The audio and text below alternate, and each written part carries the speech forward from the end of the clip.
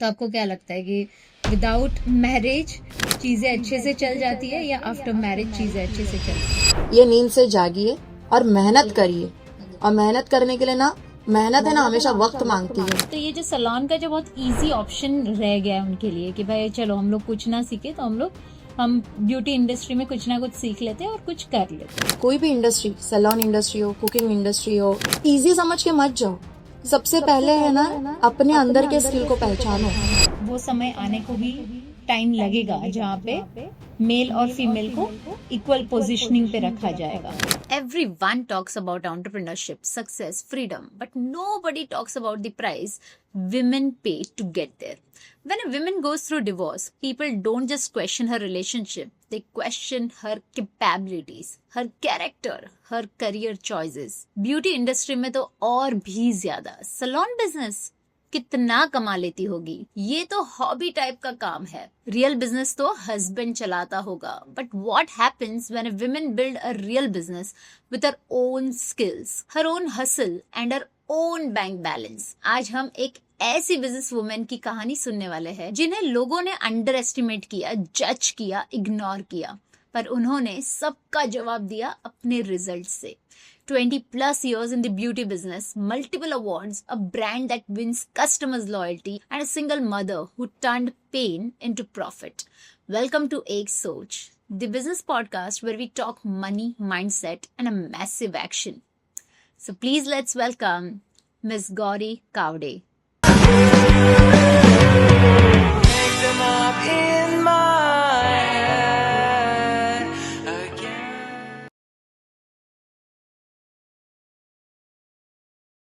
आपका स्वागत है एक सोच पॉडकास्ट में। तो हमारे दर्शकों को जानना है आपकी जर्नी की शुरुआत कैसे हुई?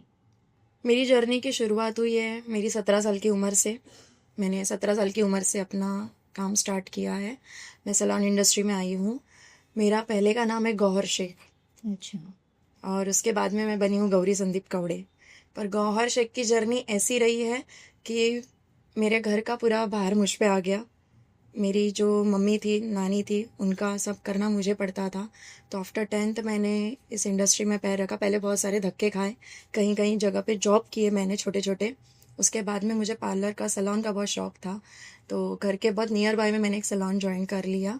वहाँ पे ऐसा था कि मेरी मम्मी के पास तभी पैसे नहीं थे कि वो फीस भर सकती थी मेरी। तो जो मैडम थी मनाली, वो बहुत अच्छी थी। उन्होंने कहा कि मैं सिखाऊंगी और सीख के जब तुम्हारा हो जाएगा तो तुम्हारे पगार से मैं पैसे कट करूंगी। उस वक्त मेरा सैलरी जो था वो सिर्फ 1000 रुपये था। अच्छा। तो 1000 रुपये की सैलरी में से मेरे 500 रुपये कट जाते थे और बाकी 500 रुपये में मेरा घर चलता था। एक वो वक्त था जब मैंने वो भी फेस किया है। उसके बाद में धीरे धीरे जब मेरा सीख के हो गया, मैंने जॉब छोड़ दिया, फिर मैं फ्रीलांसिंग करने लगी। फ्रीलांसिंग से मेरी इनकम इतनी अच्छी हो गई, मतलब माशाल्लाह, कि बहुत अच्छे से मैंने तरक्की पा ली। बहुत कम वक्त में मेरे क्लाइंट्स बढ़ गए, सब कुछ हो गया। धीरे धीरे हालात सुधरने लगे। फिर धीरे धीरे मैंने लॉरियल ज्वाइन किया। उसके लिए फिर मेरी मम्मी ने थोड़े बहुत पैसे यहाँ वहाँ से उधार लेके मुझे लॉरियल में सिखाया। तभी मेरी फ़ीस 2 से 2.5 लाख रुपए थी। वो फ़ीस मेरी मम्मी ने अरेंज की। उसके बाद में फिर मैंने लॉरियल में से काफ़ी अच्छा सीखा, फिर और अच्छे क्लाइंट्स बने। इस तरह से मेरा प्रोग्रेस हुआ। उसके बाद में फिर मैं सैलून इंडस्ट्री में इतने सालों से थी, तो बोलते हैं ना, आप कंटिन्यू एक ही चीज़ कर रहे हो तो कहीं तो आपको कुछ और अलग करना होता है। तो फिर उस वक्त मैंने जिम ये सीखना स्टार्ट किया। मेरे काफ़ी जो फ्रेंड सर्कल थे वो जिम्नास्टिक वाले थे। तो उन लोगों में से एक फ्रेंड था मनीष बोल के, उसने बोला कि अरे तू सैलून कर रही है, साथ ही साथ में ब्यूटी है, ब्रेन है, तो फिर थोड़ा फिटनेस भी होना चाहिए लाइफ में। तो फिर मैंने फिटनेस में वो इंडस्ट्री में कदम रखा। उस इंडस्ट्री से भी मुझे काफ़ी तरक्की मिली। उसी इंडस्ट्री में रहते हुए मेरी पहचान संदीप कवड़े से हुई। फिर दोस्ती बनी, फिर प्यार, फिर शादी, फिर ये सारी चीज़ें हुई। मतलब लाइफ का ये अलग पहलू हो गया। से गौहर से गौरी का जो फेज रहा होगा, आई एम श्योर बहुत ही चैलेंजिंग फेज रहा होगा। यस यस यस, बहुत। दोनों भी साइड एक्सेप्टेंस, रिलीजन वाइज अगर आप बोलो तो एक्सेप्टेंस होना भी जी, बहुत इजी नहीं होता है। नहीं। सो आपका ये जो फेज रहा होगा जी। उसके बारे में आप कुछ बताना चाहोगे? हाँ, उसके बारे में फेस ये रहा कि हमने शादी कर ली, वो अपने घर, मैं मेरे घर, क्योंकि मेरी ननन की शादी तभी होनी थी। तो मेरे हस्बैंड ने मुझसे कहा कि मैं तब तक बताऊंगा नहीं घर पे जब तक मेरी बहन की शादी नहीं हो जाती। तो हमने कहा ठीक है। और उस वक्त मैं अंजुमन इस्लाम स्कूल में जिम्नास्टिक टीचर भी थी। मतलब साथ ही साथ मैं वहाँ पे जॉब भी करती थी और साथ ही साथ मैं अपना ब्यूटिशियन का काम भी करती थी, फ्रीलांसिंग का। तो मेरी इनकम प्रूफ काफ़ी अच्छी थी, मतलब मेरी इनकम मैंने बहुत अच्छी अर्न की थी। और जो मेरे हस्बैंड है वो बॉडी बिल्डर हैं, उन्होंने भारत श्री, महाराष्ट्र श्री काफ़ी सारे मेडल्स जीते हुए हैं, मिस्टर इंडिया रह चुके हैं। तो वो काफ़ी अच्छी फैमिली से बिलोंग करते हैं, is a very rich person. तो ऐसा था। और फिर हम अपने अपने घर रहते थे। फिर कुछ हमारी शादी के बाद में 2 महीने में मेरी ननन की शादी हो गई। उन्होंने अपने घर पे बताया, उन्होंने तो बताया, भाई मैंने नहीं बताया क्योंकि मैं इकलौती थी मेरे पेरेंट्स की। तो मेरी मम्मी को तो कभी एक्सेप्ट ही नहीं था। मेरे डैडी काफ़ी अंडरस्टैंडिंग पर्सन रह चुके हैं क्योंकि वो आर्मी वाले थे। तो हम रिलीजन को ज़्यादा फॉलो नहीं करते। मुस्लिम फैमिली से होने के बावजूद भी ऐसा है कि मेरे डैडी, मैं, उनकी जो फैमिली है, हमारा मानना है कि रिलीजन कुछ भी नहीं होता है, इंसानियत ही सबसे बड़ी चीज़ है। तो हम सिर्फ नमाज रोज़ा और बस, उसके अलावा आप हमसे ये कहोगे कि भाई ये रिलीजन है, आप ये फॉलो करो, वो फॉलो करो, तो हम कोई फॉलो नहीं करते। सो मैं और मेरे डैड एकदम टारगेट क्लियर रह चुका है हमारा।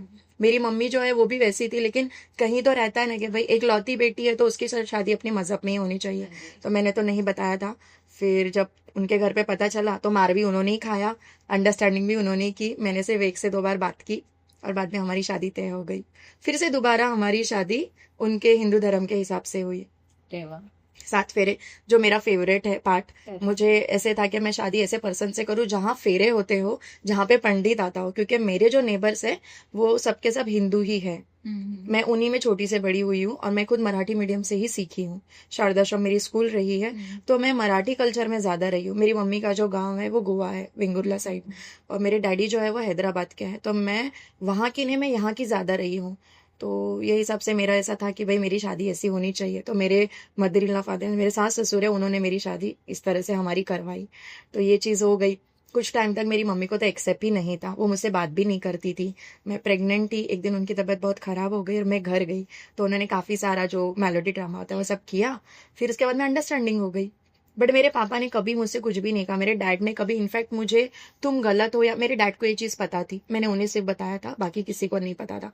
लेकिन हाँ, ये एक बात मैं ज़रूर कहूँगी, जब हम इंटरकास्ट मैरिज करते हैं, स्पेशली हिंदू और मुस्लिम वाला जो मैरिज होता है, वो काफ़ी ज़मीन आसमान का फ़र्क है बहुत। और जब तुम करते हो, घर वालों से ज़्यादा समाज वालों को पड़ी होती है, वो उनको बहुत बुरा लगता है। घर वाले तो एक्सेप्ट हो जाते हैं, पर जो समाज वाले होते हैं ना, वो कभी एक्सेप्ट नहीं करते। इनफैक्ट कुछ हालात की वजह से आज मेरा डिवोर्स हो गया। मेरे डिवोर्स को 6 साल हो गए, फिर भी मेरे मजहब वालों को तकलीफ है।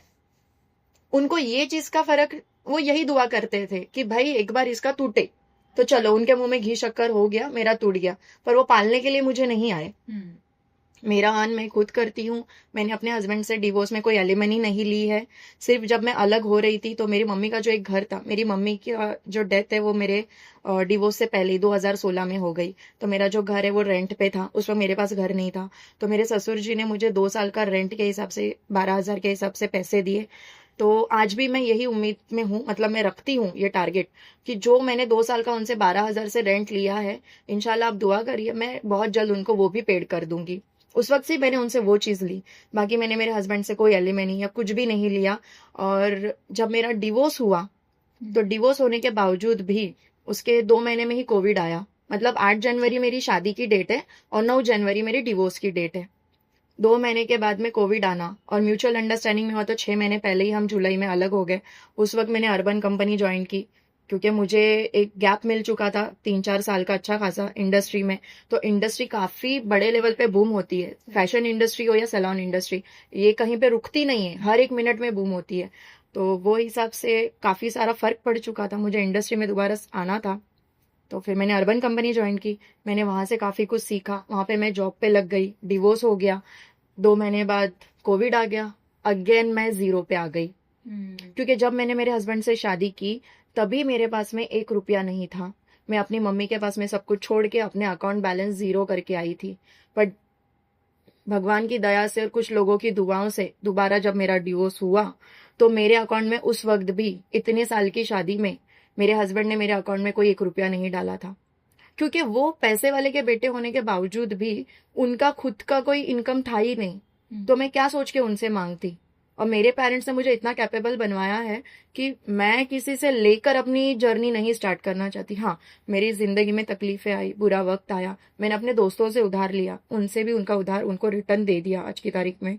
तो वो ये नहीं बोल सकता कि भाई गौरी हमारे जान पे या हमारे पैसे पे जीती है या वो हमसे पैसे उधार लेके जी रही है। बिल्कुल नहीं। जिससे जो लिया उसको रिटर्न दिया। अपने पति से डिवोर्स लिया, उनसे भी कुछ नहीं लिया। और डिवोर्स के बाद में जब 2 महीने के बाद कोविड आया तो ऐसे बुरे हालात आए कि सैलून इंडस्ट्री पूरी दुनिया को मालूम है सबसे लेट सैलून इंडस्ट्री स्टार्ट हुई है। बहुत पीरियड के बाद स्टार्ट हुई है। तो उस कोविड के पीरियड में ऐसे ऐसे बुरे दिन आए। हाँ, मैंने अपने बच्चे को कभी भूखा नहीं रखा क्योंकि मेरे घर से मेरा ससुराल बहुत नजदीक था, तो मैं अपने बच्चे को वहां भेज देती थी क्योंकि मैं माँ हूं तो मेरी रिस्पॉन्सिबिलिटी कि मेरा बच्चा अच्छा खाए पिए। और उन लोगों ने भी कभी ये नहीं कहा कि मत भेजो, तुम्हारे पास रहो। वो तो खुशी से आज भी लेते हैं उसको, वो रहता है, उन्हीं के पास रहता है। कस्टडी सिर्फ नाम के लिए मेरे पास है, बट रहता वो अपनी दादी के घर पे सबसे ज्यादा है, अपने बड़े पापा के घर पे, चाचा के घर पे। तो जब मेरा बुरा वक्त था तो मैंने तो, आपको अच्छे से पता ही होगा कि कोविड में काफी सारे नगर सेवक और काफी सारे लोग खाना बंटवाते थे। तो उस वक्त मैंने बिस्किट और पानी पे भी दिन निकाले। मतलब वो एक पीरियड मेरी जिंदगी का एक सबक रहा है वो, कि जब आप आंखें बंद करके किसी पे भरोसा करते हो, अपना करियर जीरो करते हो, अपना मजहब छोड़ते हो, तो आप ये देखो कि बंदा क्या आपके साथ में रहने के औकात रखता है, क्या वो उस लेवल के कैपेबल है। सिर्फ वो पैसे वाले होने से वो नहीं होता है, क्योंकि हम बोलते हैं ना, दिन कट जाता है, रात जब कटती है ना तो इंसान को बहुत भारी वक्त बीतता है, और औरत के लिए तो बहुत बुरा वक्त होता है। लोग उसको जज करते हैं, लोग उसके कैरेक्टर को जज करते हैं, ये कहते हैं कि भाई इतनी खूबसूरत है, इतनी अच्छी टैलेंटेड है, और पति ने छोड़ा या इसने पति को छोड़ा, मतलब इसी में कमी है। हम उस दुनिया में रहते हैं ना जहाँ पे हम इंटरकास्ट शादी करें, वहां पर भी हम पे जजमेंट किया जाता है। Yes yes yes. चलो वो तो सबसे ज्यादा चैलेंजिंग फेज रहता है, लेकिन उसके बाद अगर आपका डिवोर्स हुआ तो सारा भार लड़की पे आ जाता है। हाँ, वो हमारे कंधों पे है। हाँ, अभी यहाँ पर भी लड़की पे ही जजमेंट पास किया जाता है कि तूने किया है, तुझे अपने आप ही उसको हैंडल करना है, राइट। उसके अलावा भी कई सारी गालियां भी पड़ती है कि तुमने शादी कर ली, तुमको जाना था वहां पर। हाँ। यहाँ से ही नहीं, पर हस्बैंड के साइड से भी शायद जज करने वाले रिलेटिव्स रहे होंगे जो शायद जज करते रहेंगे कि क्यों हुआ, किस तरीके से हुआ। सो हमारी दुनिया, हम उस वर्ल्ड में रहते हैं ना जहाँ पे आज भी औरतों को अपने तरीके से जीने के लिए भी जी पूछना पड़ता है, जी। राइट। लोगों से परमिशन लेनी पड़ती है। सो आप इतने स्ट्रांग हो कि इतना सब होने के बावजूद भी आपने अपना खुद का फिर से शुरुआत की, जबकि आपके पास बैंक बैलेंस 0 था, जी हाँ। Right. So it is something which is commendable, right. And you are also doing, आप खुद भी इतने अच्छे काम कर रहे हो। मैंने सुना है आपने अपना एनजीओ भी लॉन्च किया है, जी हाँ। तो उसके बारे में कुछ बताना चाहोगे? मेरी एनजीओ मैंने जब लॉन्च की तब मेरा डिवोर्स होके कोविड पीरियड ही चल रहा था। कोविड के 1 साल बाद तभी मैंने अपनी युवराज सामाजिक सेवा संस्था मेरे बेटे के नाम से सबसे पहले वो चालू की। तो उस वक्त भी मेरे पास पैसे नहीं थे। मेरा एक दोस्त है अमित मालवनकर, तभी मैं एक आमदार के यहाँ पे, स्टैंडिंग कमिश्नर के यहाँ पे जॉब करती थी, कुछ सैलरी बेस पे। उनके यहाँ पे उनके बचत गट बहुत सारे हैं, तो मैं उसके ऊपर काम करती थी उनके यहाँ पे। आज एनजीओ चलाना, बचत गट चलाना, ये मैंने उन्हीं से सीखा है। Is a very famous person, आपने उनका नाम सुना होगा, standing commissioner Yashwant Jadhav sir. मैंने और आमदार जो है यामिनी मैडम, उनसे सीखा है एनजीओ कैसे चलाते हैं, बचत गट कैसे चलाते हैं, औरतों को काम कैसे देते हैं, मैंने उन्हीं से सीखा है। फिर उन्हीं के माध्यम से मैंने खुद की एनजीओ स्टार्ट की। अपनी एनजीओ स्टार्ट करके मैंने काफ़ी सारे काम स्टार्ट किए उसमें। और आज एक ऐसी हालत है कि जब हमारे पास पैसे नहीं थे तो मेरे दोस्त अमित ने और मैंने, अमित ने तो अपने घर से उधार लिया था, दोस्तों से, घर से मांग नहीं सकते थे, उसका भी बिजनेस ठप था, वो एक साउंड इंजीनियर है, तो उसका भी पूरा बिजनेस सेम सैलून इंडस्ट्री की तरह बंद था, क्योंकि क्राउड नहीं चाहिए था, पब्लिक नहीं चाहिए थी। तो उसने दोस्तों से उधार लिया, मैंने दोस्तों से उधार लिया। ऐसे करके हमने 12,000 रुपये खर्चा करके, 15,000 रुपये खर्चा करके एनजीओ बनाई। आज भी हम साथ में काम करते हैं। आज उसका माशाल्लाह मतलब बहुत अच्छे से काम चलता है, मेरा अच्छे से चलता है। इस तरह से आज उस एनजीओ के साथ साथ मैंने अपनी एक फाउंडेशन बनाई है। फाउंडेशन में ऐसा है कि मेरी जितनी मेंबर्स है, सातों की सातों लेडीज है। मतलब एक औरत कहते हैं ना, एक औरत दूसरी औरत के साथ नहीं रह सकती है, बट हमने ये साबित कर दिया है ऐसा कुछ नहीं है। एक औरत अगर दूसरी औरत को समझे, उसके दर्द को समझे, उसकी तकलीफ को समझे और साथ ही साथ समाज की बाकी की औरतों को समझे, तो वो हम सब साथ रह सकते हैं। बिल्कुल। तो इस माध्यम से हमने फाउंडेशन स्टार्ट किया है। अभी हम उसके थ्रू कई सारे काम कर रहे हैं, जिसमें मेरे जैसी सिंगल मदर है या आपके जैसी जो सिंगल वुमन होगी जिनकी शादी नहीं हुई है, अभी मुझे नहीं पता आपकी हुई है क्या नहीं है, तो हाँ, तो वैसे या पति के फैमिली के साथ रहती है, फिर भी हर एक औरत को एक रहता है ना, मैं अपने पैसे से कुछ लूं, अपने पैसे से अपने बच्चे को दूं, अपने पैसे से अपने पति का बर्थडे आ रहा है या उसको कुछ जरूरत है फाइनेंशियली, तो मैं सामने से लेके बोलूं कि लो मेरे पास है, आज आप ले लो। तो वो जो एक सेल्फ बोलते हैं ना, खुद के अंदर होना चाहिए कि अपनी खुद की इज्जत की मैंने अर्न किया है, घर संभाला, बच्चा संभाला, और मैं आज वो जो 4 घंटे मेरे पास होते हैं दोपहर के 1 बजे से लेकर तो शाम के 5 बजे तक, वो 4 घंटे में मैं अर्न करती हूँ। तो ये कैसे अर्न किया जाता है, अपने पैरों पे कैसे खड़ा रहा जाता है। और ऐसे नहीं आप मेरा सैलून ही सीखो, आपके अंदर की जो स्किल है, आपको बातें करना अच्छा लगता है तो आप उसमें से पैसे अर्न करो, आपको रील्स बनानी अच्छी लगती है तो आप उसमें से अर्न करो, आपको सैलून इंडस्ट्री में इंटरेस्ट है तो जब मेरी सैलून इंडस्ट्री के बारे में मैं ये कहूंगी, मेरे अपने स्पेशली सैलून के बारे में, मेरा जो सैलून है वो एकलौता महाराष्ट्र में, क्या मेरे ख्याल से शायद पूरे इंडिया में एकलौता है। उसके रीजन है काफी। आप एकेडमीज में जाइए, आप सैलून इंडस्ट्री में जाइए, आपको सिर्फ सिखाते हैं और आपको जॉब खुद ढूंढनी पड़ती है। मेरे सैलून में ऐसा नहीं है, मेरी एकेडमी में ऐसा नहीं है।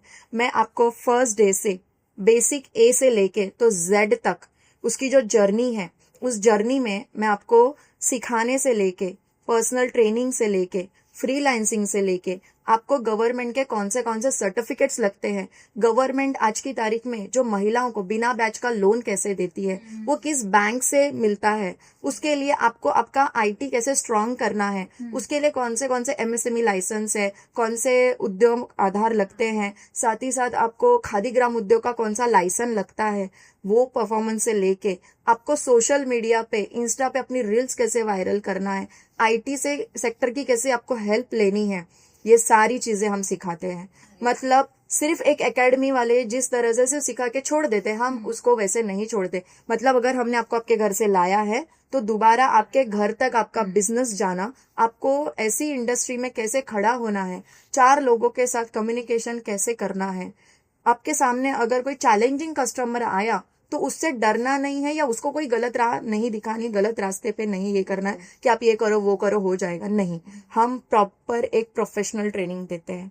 Very nice. और ये सारी चीजें, सैलून इंडस्ट्री अगर आप देखो तो आज के डेट में भी लोग इतना सीरियसली नहीं लेते, राइट। सामने वाले का भी इतना थॉट प्रोसेस, अगर मैं बीइंग अ वुमेन, मैं अगर अपने पेरेंट्स को बोल दूं कि मुझे तो अपना सैलून बिजनेस शुरू करना है, जी हाँ, सबसे पहली बात तो वो बिजनेस में ही कंसिडर नहीं करता है, हाँ नहीं करते। सही बात। ये मेंटालिटी है, इंडियन मेंटालिटी है कि भाई ये भी कोई बिजनेस होता है, राइट। सो आप उन लोगों को क्या कहना चाहोगे जिनको ये फील्ड में आना है, राइट। और सबसे पहली चीज, सबसे पहला मिथ अगर मैंने यहाँ पे हिंदुस्तान में देखा है, इंडिया में देखा है, कि ये इंडस्ट्री में वही लोग आते हैं जो पढ़े लिखे नहीं है।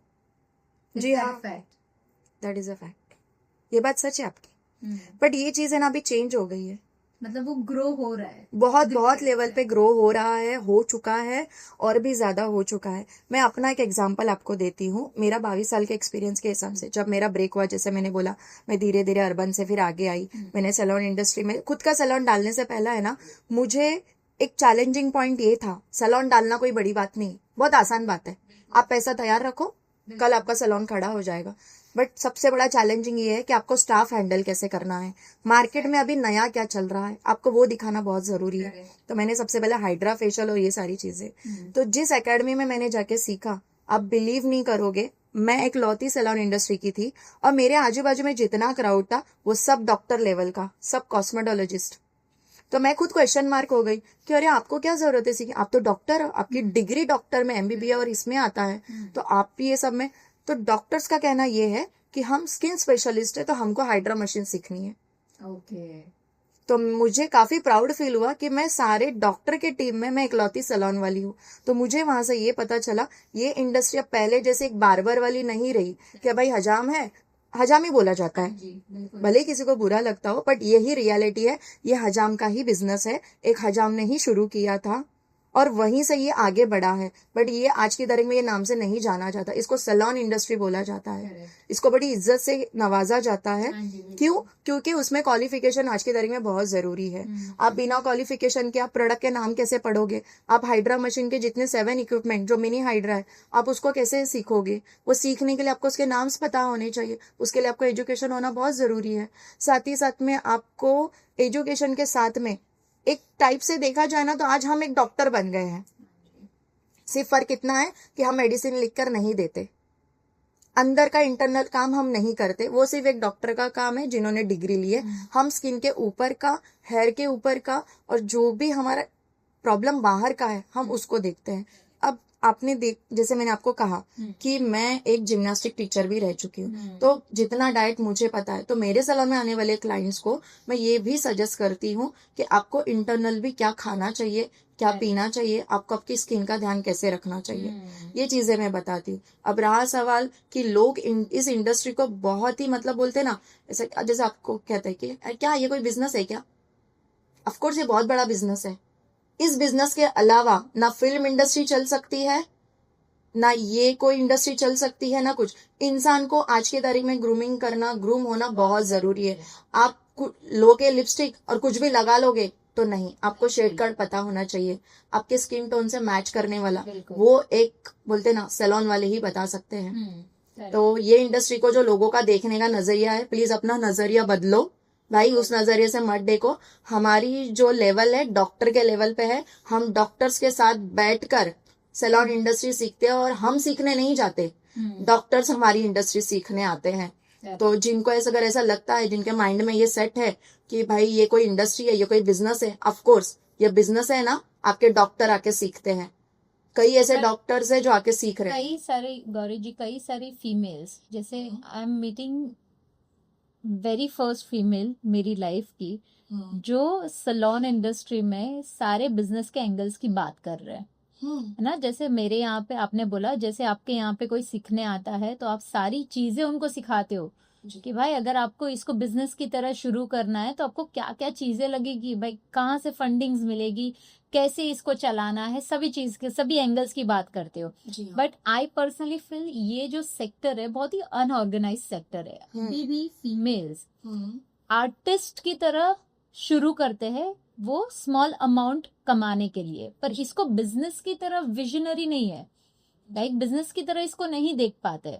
काफी सारे एंगल्स उनके छूट जाते हैं, क्योंकि जो भी बिजनेस शुरू कर रहा है सैलून का, बकायदा वो खुद ही आर्टिस्ट होते हैं, राइट। वो आर्टिस्ट खुद ही ये बिजनेस को चला रहे। लेकिन ये बिजनेस के जो सारे एंगल्स होते हैं, जैसे आपने बोला सोशल मीडिया पे आना, रील्स बनाना, है ना, डे टू डे एक्टिविटीज कैसे मैनेज करोगे, आप अपने स्टाफ को कैसे ट्रेन करोगे। आपने बोला सबसे बड़ा चैलेंज है स्टाफ ट्रेनिंग का, स्टाफ को कैसे ट्रेन करोगे, कस्टमर एक्वायर कैसे करोगे, तो ये सारे चैलेंजेस है डे टू डे। पर ये चीज को आप मैनेज नहीं कर पाते हो, उसी की वजह से क्या होता है, एक ही सैलून पे आप अटक जाते हो। जी हाँ, और कई बार तो सैलून बंद भी हो जाता है। हाँ सही बात। तो ये प्रॉब्लम्स को किस तरीके से सॉल्व किया जाए, आप उसकी भी ट्रेनिंग देते हो या क्या करते हो? जी हाँ, हम उसकी भी ट्रेनिंग देते हैं। मैंने कहा ना, सैलून स्टार्ट करना बहुत आसान है, आज पैसा तैयार है, कल आप डाल दो, लेकिन उसको मैनेज करना वो सबसे बड़ा चैलेंज है। वो चैलेंज आपको कैसे हैंडल करना है, वो चैलेंज को आपको कैसे फेस करना है, हम यहीं से सिखाते हैं। मैं सबसे पहले जब किसी को सिखाती हूँ, फिर वो चाहे मेल हो फीमेल हो, मैंने कई सारे स्टूडेंट्स को सिखाया है, तो उसमें मैं सबसे पहले ये कहती हूँ कि अपना सैलून डालने के पीछे मत भागो। सबसे पहले आपने मुझसे सीखा, आपको ये पता चला आपको फंडिंग कहाँ से आएगी, बिना बैच के आपको गवर्नमेंट पैसे कैसे देगी। स्पेशली ये स्कीम सिर्फ औरतों के लिए है, जेंट्स के लिए नहीं है। जैसे कि उन्होंने कोई गुनाह किया है, जो गलत बात है, ये नहीं करना चाहिए, भेदभाव हो गया, जो नहीं करना चाहिए, पर अभी कुछ नहीं कर सकते, समाज का रूल है।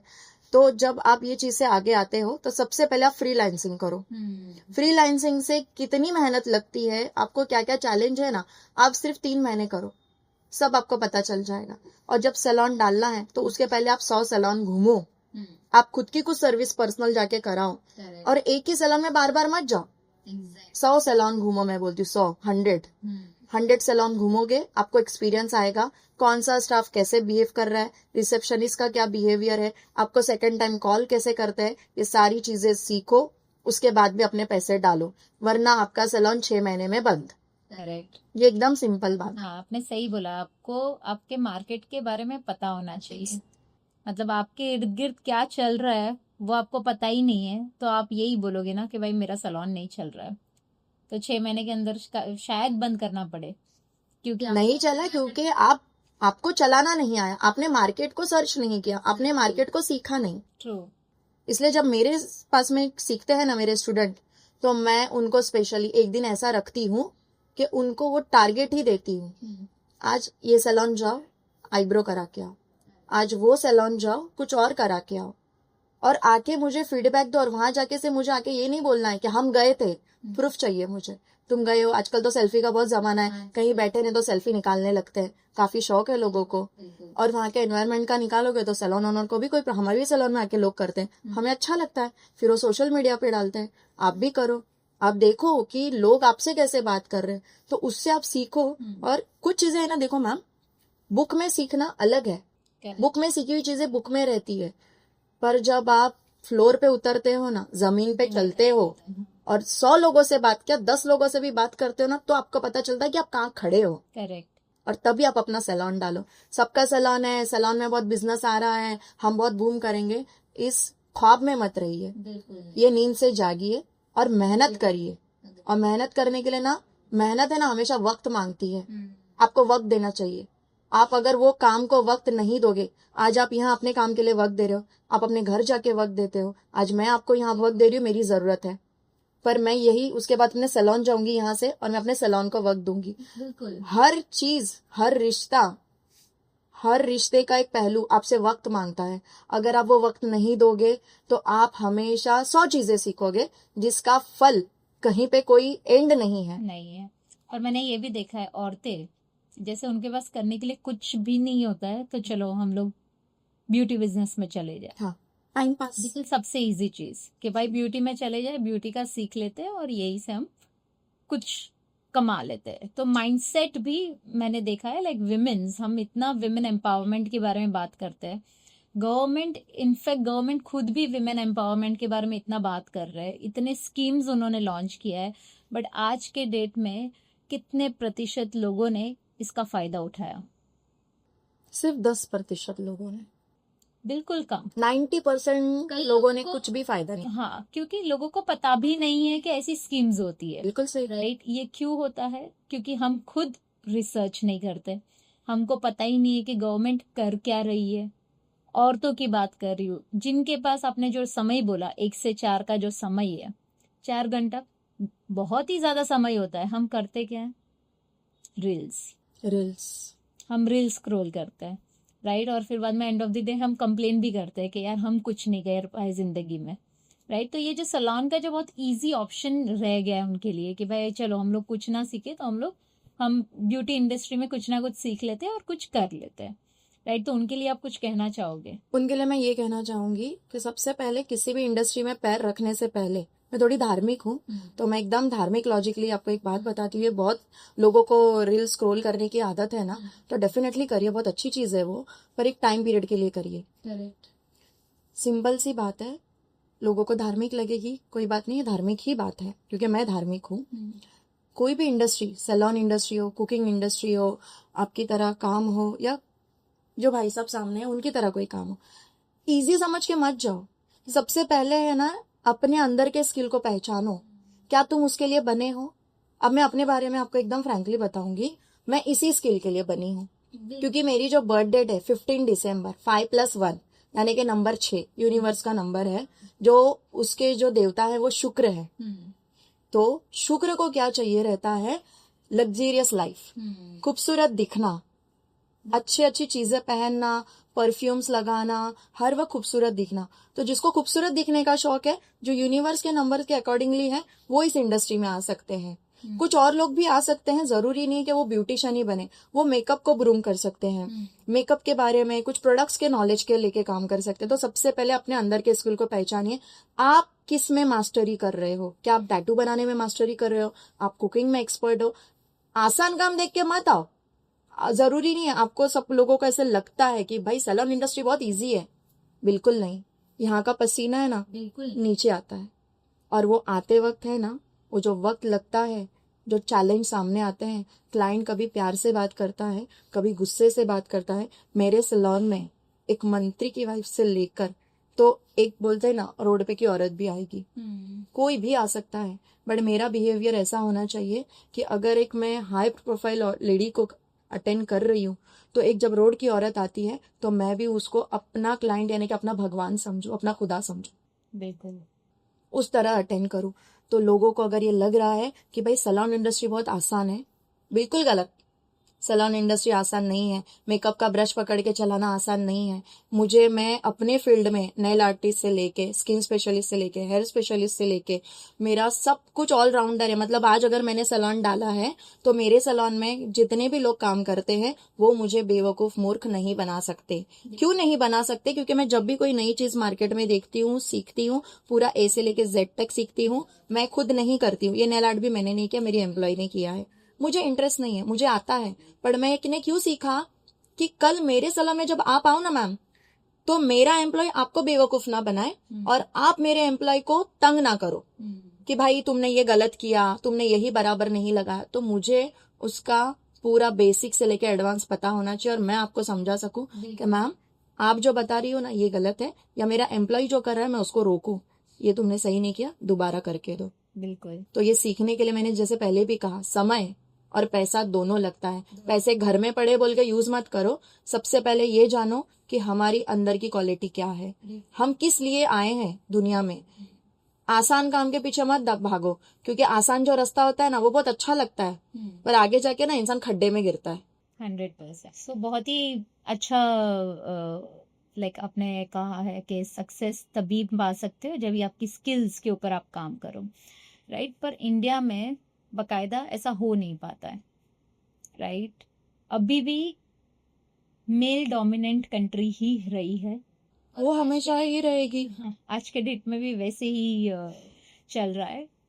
औरतें करना शुरू कर दिया है उन्होंने, लेकिन अभी भी वो समय आने को भी टाइम लगेगा जहाँ पे मेल और फीमेल को इक्वल पोजीशनिंग पे रखा जाएगा, राइट। कि ये भी उतना ही कर सकती है, इसका भी वर्चस्व उतना ही अच्छा है जितना कि मेल का, राइट। पर हमारी औरतें जब तक घर से बाहर निकल के ये चीज स्वयं करना शुरू नहीं करेगी तब तक ये नहीं होने वाला, जी हाँ। Right. It will take lot of time उनको समझाना, समझना।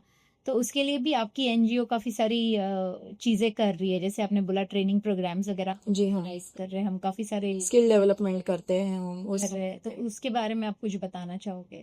उसके बारे में मैं यही बताना चाहूंगी कि आप आइए मेरी एनजीओ से जुड़िए, आप मेरी एनजीओ के मेंबर्स बनिए। एक औरत घर बैठ के सिर्फ सैलून ही नहीं तो काफ़ी कुछ कर सकती है अपने 4 घंटे के टाइम पीरियड में।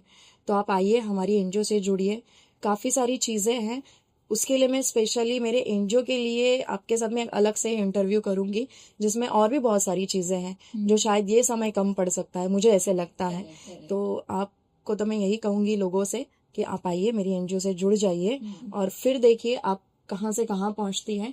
लेकिन हाँ, मुझे आपके इस बात पे थोड़ा सा मतलब लोगों का जो नजरिया है कि औरत को कम समझते हैं, नहीं मैम, आज की तारीख में मैं थोड़ी मर्दों की भी साइड लूंगी। बिकॉज ऑफ मेरे डैड से मैं बहुत प्यार करती हूँ, क्योंकि जिस जमाने में वो पैदा हुए थे, जिस वक्त से मैं आई हूँ, मेरे डैड ने मुझसे बहुत प्यार किया है। उन्होंने हमेशा मजहब का कोई लोड मुझ पे नहीं डाला, बुरखा पहनो, ये करो, वो करो। मैंने अपने घर पे रह के हमेशा मिडी मिनीस पहने हैं। मैं बहुत ओपन माइंडेड रही हूँ। मेरे पेरेंट्स में से मेरी मम्मी को, ठीक है वो एक वुमन है, बट मेरे डैड ने मुझे बहुत ज़्यादा ओपन माइंडेड रखा काफ़ी, क्योंकि मेरी शादी से भी उनको दिक्कत नहीं हुई कभी। तो कहने का मतलब सिर्फ यही है कि अपने आप को ओपन माइंडेड रखिए और ऐसा मत सोचिए कि आपको मर्द कुछ है। अब देखिए, किसी को अगर स्वभाव पे दवा हो पाती तो फिर बात ही क्या थी। हर इंसान के स्वभाव पे तो दवा नहीं हो, मुझ में भी कुछ बुराइयां होंगी, अभी दवा खाने से तो जाएगी नहीं। तो नहीं, ऐसा बिल्कुल नहीं है। आज के मर्द भी बहुत अच्छे हैं, वो औरत को समझते हैं। जो मर्द अपने घर में अपनी माँ को समझता है, जो अपनी बेटी को समझता है, डेफिनेटली वो अपनी बीवी को भी समझेगा। बस अंडरस्टैंडिंग ऐसी होनी चाहिए कि वो जब समझाए तो वो भी समझे और थोड़ा उसको भी प्रोत्साहन दे। उसे ये ना कहे कि तुम करती क्या हो घर में बैठ के, दिन भर तो घर पे ही रहती हो, मैं कमाता हूँ, लाता हूँ, तुम्हें सब देता हूँ, तो तुम्हें पैसे क्यों चाहिए? तो ये औरत का फर्ज भी बनता है थोड़ा कि वो अपनी जरूरत को समझाए, कुछ चीजें नहीं समझ आने पे एक दो स्टेप ले और अच्छे से समझाए, ना कि झगड़ा करे। तो ये जिम्मेदारी औरतों की भी है। और आजकल के मर्दों के बारे में ऐसा नहीं, मेरा बेटा है इसलिए मैं कह रही हूँ, मैं मर्दों की भी उतनी इज्जत करती हूँ जितनी मैं औरत की करती हूँ। बिल्कुल। क्योंकि देखिए, आज मैं आपके अपने घर पे अगर मेरे फादर के साथ रह रही हूँ या मेरे हस्बैंड के साथ, मेरे बेटे के साथ, मैं उनको छोड़ छाड़ के तो जाके कुछ भी नहीं कर सकती ना। हर एक चीज की हमारे हिंदुस्तान में मर्यादा है, हर एक चीज की एक दहलीज है, आपको उसके अंदर रखे। तो उसके अंदर जो लोग हैं उनको समझाना जरूरी है। आप प्यार से समझाइए, थोड़ा वक्त लीजिए, डेफिनेटली समझेंगे। क्योंकि औरत से ज्यादा सॉफ्ट हार्ट है ना मर्दों में होता है, ऐसा पर्सनली मुझे लगता है, क्योंकि मैंने अपने डैड को देखा है। इनफैक्ट जो भी मेरा रिलेशन रहा है पास्ट में मेरे हस्बैंड के साथ, मैं सोशल मीडिया पे यही कहूंगी कि जो भी हुआ वो एक वक्त बुरा चल रहा था मेरी जिंदगी में, तो वो हो गया। बट हाँ, इंसानियत के मामले में वो बहुत अच्छे इंसान है कि वो एक औरत की जरूरत को समझते हैं। कभी उन्होंने किसी औरत को नाम रखना या किसी को कम दिखाना या अपने घर में अपनी माँ और बहन को कम समझना, बिल्कुल नहीं।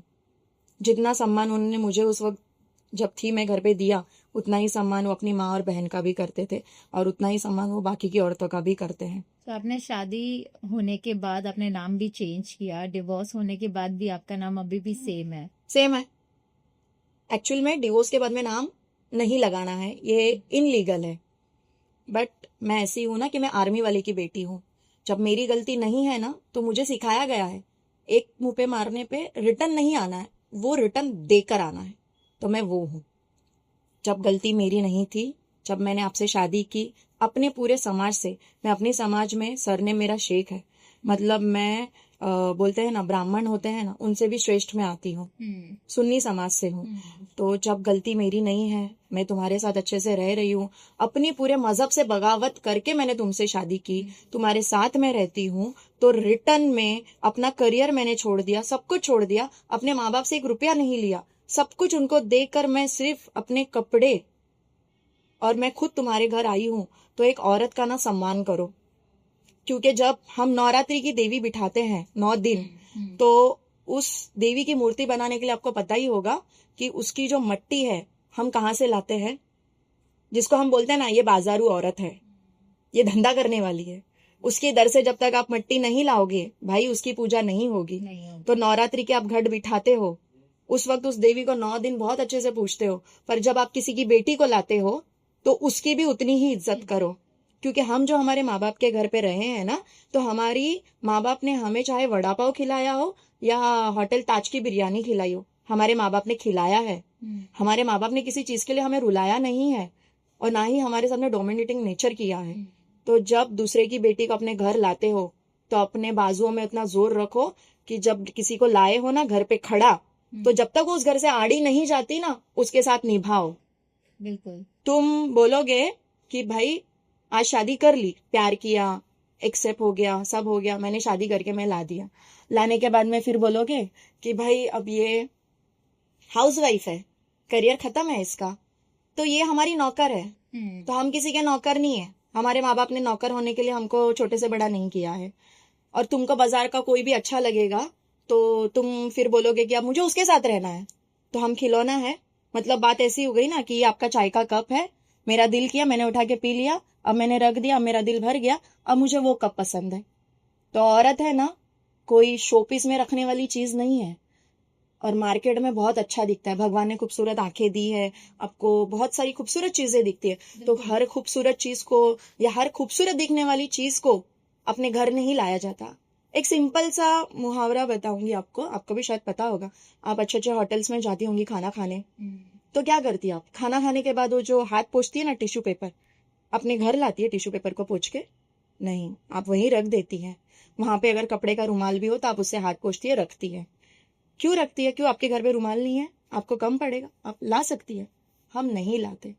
तो बस खूबसूरत लगी हुई चीज को खूबसूरती देखो, उसकी खूबसूरती को निहारो, उसे वहीं छोड़ो, अपनी बीवी के बराबरी में लाके मत खड़ा करो।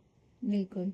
और मुझे अगर कोई ये कहता है, क्योंकि मुझसे कहा गया है कि भाई तुम्हारे मजहब में तो 4 शादी होती है ना, तो तुमने अपने मजहब में की होती तो तुम फिर अपने हस्बैंड की 4 शादी बर्दाश्त करती।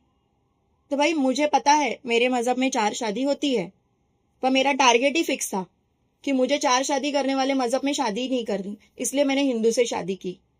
अब तुम्हें बाजार का कुछ अच्छा लग गया तो तुम मुझे बोलोगे वो भी एक्सेप्ट करो, तो मैं खिलौना नहीं हूं। मैंने तुम्हारे लिए अपना करियर जीरो किया, अपने मजहब के खिलाफ गई, पूरी दुनिया के खिलाफ खड़ी रही। मेरी माँ के मरते दम तक मेरी माँ ने मुझे मन से एक्सेप्ट नहीं किया था। उनकी जो भी पर्सनली बातें होती थी मेरे साथ होती है। हाँ, मेरे माँ ने कभी मेरे पति का इंसल्ट नहीं किया, कुछ नहीं, उन्हें हमेशा बेटे की तरह चाहा, उनसे कभी कुछ नहीं किया। मेरी माँ की जब डेथ हो गई, उनका जो भी मैयत का था, पूरा मेरे हस्बैंड ने और मेरे जेठ देवर इन्होंने खर्चा किया। सब कुछ अपने बेटे की तरह उन्होंने किया, अपनी माँ समझ के किया। वो बहुत इज्जत की बात है। लेकिन जब आपको ये पता चला कि अब मेरे पास कुछ भी नहीं है, ना माँ है, मेरे डैड है, वो हैदराबाद में थे, उनको तो मेरी माँ की मैयत की भी खबर नहीं दे पाई मैं, क्योंकि मुझे खुद को पता नहीं था उस वक्त वो कहाँ चले गए थे। घर पे थे, पर मेरी जो बुआएं थी, मेरी जो डैडी की बहन है, वो मुझे नंबर भी देने के लिए तैयार नहीं थी। मुझे जाके उनको ढूंढना पड़ा हैदराबाद में, मेरी माँ के कुछ वक्त के बाद, मैयत के बाद। तो ये वक्त से मैं गुजर रही थी, सब तुम्हारे सामने था, मेरे गोद में मेरा छोटा बच्चा था, मेरे पास मेरा करियर जीरो हो गया था, मेरे अकाउंट बैलेंस जीरो थे। फिर भी मैंने तुमसे कभी ये नहीं बोला कि भाई मेरे अकाउंट में तुम पैसे डालो या ये करो वो करो। मैं लाख रुपए कमाने वाली लड़की जब तुमसे शादी की, तुम्हारे घर पे तुम्हें महीने के 5,000 रुपए खर्चे के लिए मिलते थे क्योंकि तुम बॉडी बिल्डिंग करते थे। वो जानते हुए जिस दिन मैंने शादी करके अपने घर थी, मेरी ननन की शादी हो गई, जब घर पे पता चला तो मेरे mother in law, father in law ने और देवर ने मुझे बुलाया। मैं सामने गई, मेरे फादर इन लॉ ने मुझसे बहुत अच्छे से बात की, सब कुछ समझाया, सब कुछ हुआ। मेरे देवर ने थोड़ी बहुत बातें की। बाद में मेरी मदर इन लॉ काफी टाइम सुनते बैठी थी। वो सीधा उठकर आई, मेरे सामने उन्होंने कुर्सी रखी, मेरे पति की सारी बुराइयां गिनवाई उन्होंने। सिगरेट पीता है, मुझे पता है, पहले काफी गर्लफ्रेंड्स हो चुकी है, मुझे नाम के साथ पता है, कमाता नहीं है, मुझे पता है, जब देखो तब पार्टी करनी रहती है, 30 दिन में से 25 डेज से पार्टी करता है, मुझे वो भी पता है, अभी भी एक्स गर्लफ्रेंड लोग से बातें करता है, मैं बोली नाम के साथ पता है। ठीक है, फिर भी शादी की? मैं बोली हाँ। लेकिन क्यों? मैंने कहा क्योंकि मैं बहुत बोलती हूँ, मैं बहुत अग्रेसिव टाइप की हूँ, और आपका बेटा बिल्कुल वैसा नहीं है। तो बोलते हैं एक प्लस है तो एक माइनस होना चाहिए, तो ही जिंदगी चलती है। जब मैंने इतना आपको इतनी चीजों के साथ और एक मुस्लिम मजहब के साथ बगावत करना खाने का काम नहीं है। अभी थोड़ी देर पहले मैंने बताया मेरा डिवोर्स हो गया है, फिर भी मेरा मजहब मुझे एक्सेप्ट नहीं करता। जो एक्सेप्ट करते हैं वो मुझे सुकून से जीने नहीं देते, वो मुझे ताने देना, मुझे बातें सुनाना, मुझे हर वक्त यह एहसास दिलाना कि भाई तूने हिंदू से शादी की, क्या मिला? उसने छोड़ दिया दूसरी औरत के लिए तुझे, क्या लिया तूने? उसे कुछ नहीं लिया, वो मेरा डिसीजन था, मुझे नहीं लेना था, क्योंकि मुझे अपने आप पे भरोसा है कि मैं जहां लात मारूंगी वहां से पानी निकालूंगी। मेरी मेहनत ही इतनी है कि मुझे कोई हरा नहीं सकता। भगवान मेरे साथ है, मेरा खुदा मेरे साथ है, तो मुझे कोई नहीं हरा सकता। तो यह मेरी अपनी सोच से आज मैं यहाँ पे बैठी हूँ। पर आप स्वयं ही बहुत ज्यादा स्ट्रांग हो। वही मैं कहती हूँ कि मतलब एक लड़की, भगवान ने बनाया है लड़कियों को ऐसे है कि वो कोई भी स्ट्रगल ये दुनिया में चाहे जो भी हो, she can easily move out. Yes, right. कई औरतों के साथ बहुत इजी भी रहता है, कई औरतों के साथ नहीं। राइट। वो शायद अपना गवा दे सब कुछ और अपने आप पे होप्स छोड़ दे, पर वैसे समय में भी आपने होप्स नहीं छोड़ी। जी। राइट। आप डटी रही कि नहीं भाई, तो क्या हुआ अगर मैंने ये चीज भी छोड़ दी, क्या हुआ मजहब मुझे एक्सेप्ट नहीं कर रहा है, जी। और मैं अपना खुद ही बनाऊंगी। राइट। अपने आपने अच्छे से बनाया भी। तो ऐसे काफी कम औरतें हैं जो ये चीजें कर पाती है। राइट। आपको लगता है कि आफ्टर मैरिज लाइक खुद काम करना बहुत डिफिकल्ट हो जाता है, खुद के लिए काम करना बहुत डिफिकल्ट हो जाता है आफ्टर डिवोर्स, या फिर अगर कोई लड़की अकेली रहती है उसके पास इंडिपेंडेंट चीजें बहुत ज्यादा है, मतलब शी इज वेरी इंडिपेंडेंट कि वो अपना डिसीजन खुद ले पाती है और अच्छे से अपने काम पे फोकस कर पाती है। जी।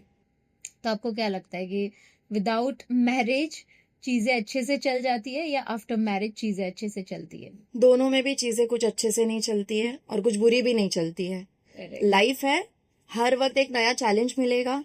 अब मैं आपके सामने बैठी हूँ, मैं इतनी सारी बातें कर रही हूँ, सैलून में जाके मुझे एक नया चैलेंज फेस करना पड़ेगा। तो लाइफ एक चैलेंज है, उसको चैलेंज की तरह जियो। हर पल एक नया चैलेंज मिलेगा, उस चैलेंज को सामने जाओ। जिंदगी को खत्म करके मत लो, और किसी के लिए भी मत खत्म करो, ना पति के लिए, ना घर वालों के लिए, ना बच्चे के लिए, क्योंकि भगवान ने एक जिंदगी दी है, उस जिंदगी को जियो और जो भी चैलेंज आ रहा उसको हंस के एक्सेप्ट करो। जब तक आप उस चैलेंज को फेस नहीं करोगे आप कैसे बताओगे। आज मेरे साथ में जो भी हुआ, मेरा डिवोर्स हुआ, जिसपे मैंने आंखें बंद करके भरोसा किया, उस इंसान ने मतलब बोलते ना वो मेरा टाइम पीरियड ऐसा था कि हाँ मुझे भी ऐसे लगा कि अब मैं मर जाऊं। मुझे वाकई में लगा क्योंकि जिस दिन मुझे पता चला उस दिन मैंने, आप देख सकते हो मैंने अपने हाथ वाथ काट लिए। मेरा मतलब आप मुझसे ना मेरे डिलीवरी का दर्द पूछिए मैम, मैं डेफिनेटली बताऊंगी क्या पेन था वो 48 आवर्स। पर आप मुझसे ये दर्द पूछोगी ना तो दर्द मुझे पता नहीं है, क्योंकि वो वक्त में ना जब मुझे पता चला और सामने से जब मुझे ऐसे बोला गया मेरे हस्बैंड ने कि मुझे तुम अब पसंद नहीं हो because you are a marriage material, इसलिए मैंने तुमसे शादी की, अब मुझे उससे प्यार है। तो ये ना मेरे लिए मौत से बढ़कर वक्त नहीं था। बिल्कुल। मैं पागलों की तरह रास्ते पे बैठी हूँ, मैंने बहुत पागलपंती की है, मैं खुद के होश में नहीं रही हूँ। एक बार तो मैंने अपना लिटरली बच्चा तक गुस्से में जहां खड़ी थी वो बहुत रोने लगा, छोटा था, मुझे यही चाहिए और मेरे दिमाग में बस मेरी जिंदगी बर्बाद हो गई है, मेरा सब कुछ खत्म हो गया है, मेरा करियर जीरो हो गया है, मेरी माँ मर गई है, मेरे पिताजी मुझसे दूर है, मैं उन्हें ढूंढ रही हूँ, मेरे है कांटेक्ट में, लेकिन अब मैं करूँ क्या। और वो वहां पे रोता खड़ा था, मैं उसको वहीं छोड़ के आगे चली आई। लेकिन एक पल में, उस पल ने मेरी जिंदगी बदल दी। आज मैं यहाँ हूँ। मुझे याद आया कि मुझे अपनी जिंदगी खत्म करने का और उस बच्चे को दुख देने का कोई हक नहीं है, क्योंकि अगर मैं माँ बनी हूं तो मुझे पूरी दुनिया के सामने फेस करना है। जो मेरी जिंदगी में बुरा वक्त आया है मुझे उस चैलेंज को एक्सेप्ट करना है। अब जो हो गया है मुझे एक्सेप्ट है, मैं उसको फेस करूंगी, उसके साथ लड़ूंगी, उसके साथ जीऊंगी, और उसमें से भी मैं एक वक्त गुजरेगा मैं खड़ी होके दिखाऊंगी, पर मैं अपने बच्चे की जरूरतें पूरी करूंगी। उसके लिए वो वक्त लाऊंगी जो आज स्ट्रगल, जो आज बुरा वक्त मैं देख रही हूँ, भगवान ना करे कभी उसको देखना पड़े, और कभी आए भी तो वो सीखे कि मेरी माँ ने क्या किया था, मेरी माँ ने मेरे डैड से क्या लिया था, और मेरी माँ ने कैसा वक्त देखा है। मैंने बहुत बुरा वक्त देखा है, लोगों ने मुझे जज किया, लोगों ने मुझे गलत नजरिए से देखा, बहुत कुछ देखा है मैंने। लाइफ औरत की है ना या मर्द की हो, आसान नहीं होती है। मर्द अगर घर पे औरत को रख के कमा रहा है ना तो भाई उसको भी बहुत चैलेंज देखने पड़ते हैं। कभी कभी औरत गलत रास्ते पे चल के बहुत इजी कर लेती है, मर्द वो नहीं कर सकता। तो ये तरह की चीजें होती है। मैंने देखा है कि वो अपने इमोशंस को सप्रेस नहीं कर पाते। Yes. मतलब उनके फेस पे दिख जाता है। वेरेस देवी का रूप होती है औरतें, जहाँ पे वो मल्टीपल इमोशंस फेस कर रही होती है, पर आपके चेहरे पे उसकी स्ट्रेंथ ही दिखेगी आपको। आपको वो फेस से कभी बता नहीं पाएगा कि ये औरत कौन सी चीजों से जा रही है। राइट। सो यही एक बोलते हैं ना भगवान की देन है कि औरतों को इस तरीके से गढ़ा हुआ है कि वो सारे स्ट्रगल्स को हैंडल कर पाए और अच्छे तरीके से उसको टैकल कर पाए। जबकि आप मर्दों की बात करो तो उनकी जो फीलिंग्स भी होती है वो दिख जाती है। राइट। अगर वो सैड है तो वो दिख जाता है, कोई ट्रॉमा में जा रहे तो वो भी दिख जाता है। राइट। सो ये जो एक्सपीरियंसेस आपके रहे हैं, आपके जो स्ट्रगल्स रहे हैं, खैर ये किसी और की लाइफ में ना आए, लेकिन ये चीजों की वजह से आप बहुत ज्यादा स्ट्रांग भी हुए हो। शायद अगर ये चीजें नहीं होती तो आप ये लेवल पे आज नहीं होते जो आप करने चाह रहे हो। और शायद ये इसीलिए आपके साथ हुआ है ताकि आप दूसरे औरतों को भी स्ट्रांग बना पाओ। Yes, और उनको एक पाथ बना पाओ, उनको एक पाथ दिखा पाओ जो नहीं कर पाते लोग। राइट। आप एनजीओ चला रहे हो, आपके खुद के फाउंडेशन भी है जहाँ पे आप अलग अलग एक्टिविटीज भी कर रहे हो। राइट। सो इसलिए सभी की चीजें ना लिखी हुई रहती है, मैं मानती हूँ। It's pre destined. राइट। जो हो चुका उसको जाने दो, उसको पकड़ के मत रखो। जो अभी आपके साथ है, अभी आपके पास है, वो ज्यादा ही बेहतर है, बिकॉज वो आपके लिए ही वो बना है, बिकॉज आपके पास उतने एक्सपीरियंसेस रहे हैं। जी। राइट। अब मुझे ये बताओ कि आपकी जो इंडस्ट्री है, सैलून इंडस्ट्री, उसमें जैसे मैंने कहा कि ये जो बहुत ही अनऑर्गेनाइज्ड इंडस्ट्री है, जहाँ पे लोग इसको बिजनेस की तरह नहीं लेते, एज अ फ्रीलैंसिंग की तरह ही ट्रीट करते हैं इसको। मेरे काफी कस्टमर्स भी रहे हैं जो सैलून इंडस्ट्री के ही रहे हैं, काफी सालों से अपना सैलून्स चला रहे, लेकिन उनको भी बिजनेस के सारे लूप होल्स पता नहीं है। वो बिजनेस को बिजनेस की तरह नहीं चला रहे, उनको पता ही नहीं है कैश फ्लो कैसे होना चाहिए, कब कहाँ कितना लगाना चाहिए, मार्केटिंग में कितना लगाना चाहिए, सब चीजें कुछ भी नहीं पता रहती है। तो अभी ये profession itself is so unorganised कि लोगों को ये प्रोफेशन दिखता नहीं है, राइट? सो कभी आपने ऐसा फेस किया है, ऐसी कोई बातें जो आपको लगी हो कि ये प्रोफेशन को लेके लोग बहुत इंसल्टिंग आपको फील हुई हो? हाँ, हुई है। जब मैं फ्रीलांसिंग करती थी तो जब कोई फ्रीलांसर आपके घर आता है तो कस्टमर्स जो है, लोग जो है, ऐसे सोचते हैं हाँ आ गई ब्यूटिशियन, पार्लर वाली, हाँ बैठो, शूज बाहर निकाले, हाथ सैनिटाइज किए, हाँ बैठो, पानी मांगने पे हाँ वहां पे रखा है ले लो, जैसे कि वो एकदम ग्रेड। तुच्छ हो, उसकी कोई रिस्पेक्ट नहीं हो। ये सारी चीजें मैंने फेस की। लोग करते हैं ऐसे, और अपनी चीजों का बहुत ज्यादा कि भाई थोड़ा दूर रहो, और हाथ सैनिटाइज किए क्या नहीं, वो लोगों का वो टाइप का बिहेवियर है। सैलून इंडस्ट्री वालों के साथ में ये बहुत सी चीजें होती है, बट लोगों का जो बिहेवियर है ना, जब आप किसी फ्रीलांसर को घर बुलाते हो ना तभी रहता है।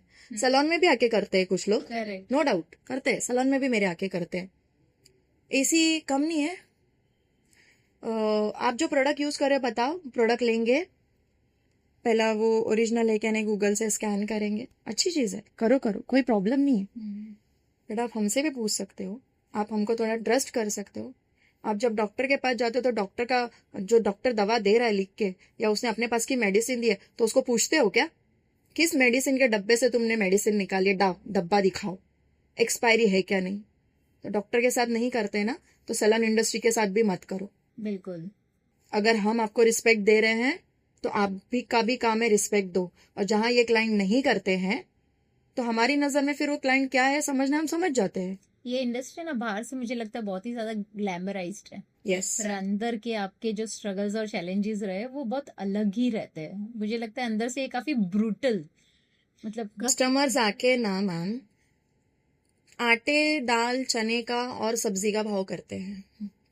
अभी हम रेस्टोरेंट जाते हैं, आपके रेस्टोरेंट में मैं आई हूँ, मुझे फिश बहुत पसंद है तो मुझे सुरमई फिश खानी है, थाली लेनी है। आपका जितना बड़ा नाम है उतना बड़ा आपका प्राइस है, 1000 रुपीज की थाली है, तो मैं आपने से मैंने मेन्यू पूछ लिया कि भाई उस थाली में क्या क्या आएगा, आपने 4-5 चीजें गिनवा दी, तो मैं ये कहूँ कि मुझे ये नहीं चाहिए, वो नहीं चाहिए, वो नहीं चाहिए, वो नहीं चाहिए, तो आपने निकाल दी, तो 1000 रुपए में से वो चीजें कम हो गई, प्राइस कम हो गया, नहीं करोगे ना, बिल्कुल नहीं। नहीं करोगे आप। तो सैलून में आके ये क्यों करते हो, मेरे बाल तो बस इतने से ही है, ये कहाँ इतने हैं, ये लेंथ उनको शॉर्ट लगती है, मुझे बोलते हैं ये मेरी जितनी लेंथ है, बोलते हैं ये शॉर्ट लेंथ है। मैंने कहा ये अगर शॉर्ट लेंथ है तो फिर बड़ी लेंथ कौन सी है, बोले ये यहाँ तक रहती है, वो लॉन्ग लेंथ है और ये शॉर्ट है, तो फिर शोल्डर लेंथ को आप क्या बोलोगे। तो लोग आके ना सैलून में सब्जी मंडी का भाव करते हैं। हाँ जी बिल्कुल। उनको लगता है हम 10 रुपए की कोथिंबीर और 30 रुपए का पालक लेने आए हैं। तो भाई जिनको ऐसा लगता है वो नींद में से जागो, ये सैलून इंडस्ट्री है, ये मेकअप की दुनिया है। यहाँ पे हम जो आप खुद को घर पे ग्रूम नहीं कर पाते हो ना, आप जब हमारे पास आते हो तो हम आपको एक ऐसा अट्रैक्शन लुक देते हैं कि आपके घर वाले भी सोचने लगते हैं कि भाई गई कैसी थी और आई कैसी है। जो आपको इज्जत नहीं देते ना कुछ लोग घर पे, जो आपको ये समझ आ रहे फुकड़ का खाली बैठी हुई है, तो हम आपको इस तरह से रेडी करते हैं, ऐसा आपके अंदर एक चेंज लाते हैं कि सामने से बैठा हुआ इंसान भी खड़ा होकर आपको इज्जत देता है, फिर वो चाहे आपके माँ बाप हो या पति हो या आपकी अपनी औलाद हो। तो ये इंडस्ट्री की आप इज्जत करिए। आप जब हमारे पास आते हो ना, सब्जी मंडी का भाव मत करिए, क्योंकि हम जब प्रोडक्ट परचेस करते हैं उस पर हमें जीएसटी लगता है, टैक्स लगता है, हमारे सैलून में हमें रेंट देना है, एम्प्लॉयज की सैलरी है, वक्त पे उनको देना जरूरी है, हमारे अपने खर्चे हैं। जब आप रेस्टोरेंट में जाके प्राइस नहीं करते हो ना, तो सैलून में आके क्यों करते हो। और आप ये करते हो मतलब आप खुद की इज्जत कम करके लेते हो दूसरों की नजर में। अपनी इज्जत बनाए रखिए, और जो चीज है जिसका जो रुतबा है उसको वही मेंटेन करिए। मेरे कुछ क्लाइंट हैं, बहुत अच्छे क्लाइंट हैं। एक क्लाइंट का मैं नाम लूंगी, उनका नाम खुशी मैडम है। वो हमेशा अपने हस्बैंड के साथ आती हैं। मैं जब उनका बड़ा पैकेज बनता है तो हम सामने से उनको खुशी से डिस्काउंट देते हैं। तो वो मैम क्या, उनके जो हस्बैंड है वो क्या कहते हैं मालूम है, गौरी मैडम आप डिस्काउंट मत दो। डिस्काउंट उनको तो जिनको बहुत डिस्काउंट चाहिए रहता है। आपका जो चार्ज है, जितना चार्ज है, 2 पैसे ज्यादा लो, पर काम आप ऐसे दो कि मेरी बीवी है ना बेहद खूबसूरत दिखनी चाहिए, घर में भी और बाहर भी। तो आप चार्ज का बिल्कुल टेंशन मत लो, और उनकी बीवी का, वाइफ का होने तक वो मेरे सैलून में बैठे रहेंगे हक से, मुझे अपनी बहन समझते हैं। सामने से बोलेंगे गौरी चाय मंगाओ ना, आपके यहाँ की चाय बहुत अच्छी है, और जो भी बिल बनता है उसके ऊपर उतने मुझे पैसे दे के मेरे पूरे स्टाफ को, करती एक लड़की है या कोई एक लड़का करेगा, बट वो जितने 6 लोग हैं सबको टिप देते हैं, ये उनका बिहेवियर है। तो आप ऐसे लैविश और अच्छे कस्टमर बनो। जरूरी नहीं है सबके पास उतने पैसे हो, पर आप जितना भी करते हो ना, 70 रुपीज मेरे सैलून में आईब्रो का चार्ज है भाई। वो आके भी है ना, अच्छे अच्छे लोग, हाँ लैविश 3 BHK 4 BHK में रहने वाले, 50 रुपए लो, 40 रुपए लो, क्या नेक है ना, ये पेन करता है जब एक आईब्रो करते हैं हम, शोल्डर पे ना वजन आता है। आर्टिस्ट की मेहनत देखो, अगर थोड़ा सा भी आपके आईब्रो में 1 से ज्यादा 2 बाल निकल गए, पूरी आईब्रो बिगड़ जाती है। और उसको बनाते बनाते, उसको मेंटेन करते करते आपका अच्छा खासा 3 महीना जाता है। पूरा ग्रूम करना पड़ता है, उसको ग्रोथ करनी पड़ती है। उसके बाद में आप बीच बीच में आते हो, आप कैस्टर ऑयल लगाते हो, आप पेंसिल लगाते हो, कितना मेहनत पड़ती है। आर्टिस्ट है, उसका कला है, वो अपने कले को अगर दिखा रहा है, आप भी उसकी इज्जत करो। 70 रुपए देते वक्त खुशी से दो, स्माइल से दो, भले 1 रुपया ज्यादा मत दो। और यार टिकट साइज भी बहुत छोटी सी है, ऐसे भी नहीं है कि बहुत ज्यादा बड़ा कुछ आप स्पेंड करके जा रहे हो। कुछ क्लाइंट तो शायद खाली पर eyebrow आपको करके निकल जाए। पता है कि आईब्रो अगर जरा सी भी खराब हुई, पूरा फेस खराब हो जाए, बिल्कुल। अच्छा नहीं लगता। तो हम हमारी जो एक्सपीरियंस है उसके हिसाब से आपका कर रहे हैं, आपको एक अच्छी सर्विस दे रहे हैं, आपको आराम से अच्छे से, कि आपको पेन ना हो, पूरी कोशिश करते हैं। एक अच्छी आर्टिकली आपको चीज बना के दे रहे हैं आपके बॉडी पे, तो वो आर्टिस्ट की ना बहुत इज्जत है। उतनी ही इज्जत है जैसे कि माँ पार्वती की मूर्ति आप बनाते हो या भगवान गणपति जी की मूर्ति बनाते हो, तो उस आर्टिस्ट की जितनी इज्जत है ना, उतनी ही इज्जत हम सैलून इंडस्ट्री वालों की भी है। तो मैं कस्टमर से यही कहूंगी, लोगों से, प्लीज आर्टिस्ट की इज्जत करिए। क्योंकि कोई भी इंडस्ट्री का आर्टिस्ट हो, फिर वो एक फैशन डिजाइनर हो, एक खाना बनाने वाला हो, कुकिंग वाला हो, या एक सैलून इंडस्ट्री हो, कोई भी आर्टिस्ट की इज्जत करिए। आप सबकी इज्जत करते हो, गणपति बनाने वाले की बहुत इज्जत करते हो, माँ दुर्गा की मूर्ति बनाने वाले की बहुत इज्जत करते हो, डॉक्टर की बहुत इज्जत करते हो, तो सैलून इंडस्ट्री की क्यों नहीं करते भाई?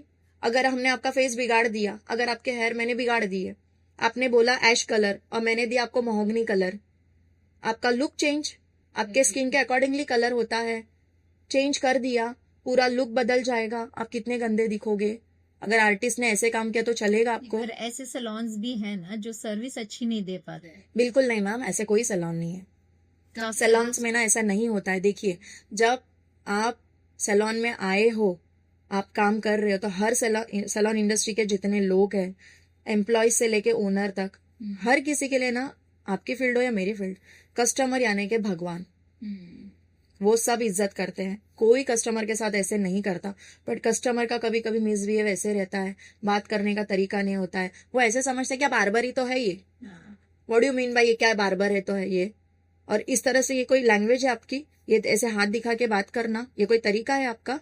तो आप इज्जत दो, तो आपको भी इज्जत मिलेगी और अच्छी सर्विस भी मिलेगी। अच्छी सर्विस भी मिलेगी। आप अगर मुंह चढ़ा के बात करोगे, फिर भी एम्प्लॉयज हो या ओनर हो, पेशेंसली हम बिहेव करते हैं। कितना भी आप गलत करो, क्योंकि मुझे बचपन में एक सीख मिली है, सामने वाले ने कितने भी बदतमीजी से जवाब दिया हो, पर आप तमीज में रह के जवाब दो, ताकि उसको खुद को गिल्ट फील हो कि भाई मैंने इतनी बदतमीजी की, पर बंदे ने मेरा तमीज से काम किया। तो हम इंडस्ट्री वाले वैसे काम करते हैं।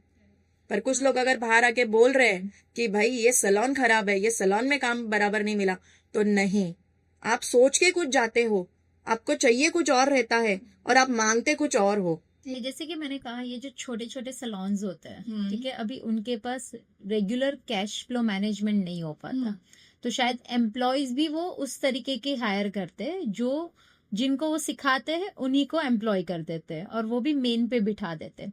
तो कभी कभार सर्विसेज बिगड़ जाती है, ऐसे हमारा एक्सपीरियंस रहा है, कई बार सर्विसेज बिगड़ जाती है, क्योंकि आप स्टार्टअप को बिठा रहे हो मेन चीजें करने के लिए। जैसे आप आईब्रो बोलो, तो फेस का सबसे इम्पोर्टेंट पार्ट है, अगर आपने हिला दिया तो लुक तुम्हारा पूरा खराब पूरा खराब हो जाएगा। Right. So I really feel that ये जो है ना, आपको सैलून इंडस्ट्री में रहना है तो आपको क्वालिटी स्टाफ रखना भी इक्वली इम्पोर्टेंट। एग्जैक्टली। क्योंकि अगर स्टाफ अच्छा नहीं, बिकॉज ये सर्विस इंडस्ट्री है, अच्छा सर्विस नहीं तो इंडस्ट्री खत्म, right. So it's very important to have a quality and a good staff, right. ये बात क्लाइंट को ये समझाना भी बहुत जरूरी है कि अगर आपको कम पैसे में सर्विस अच्छी नहीं चाहिए, तो आप वैसे सैलून में जाइए जहाँ पे आपको कम पैसे में अच्छी सर्विस ना मिले। अभी आपने बराबर मुद्दे की बात की मैम।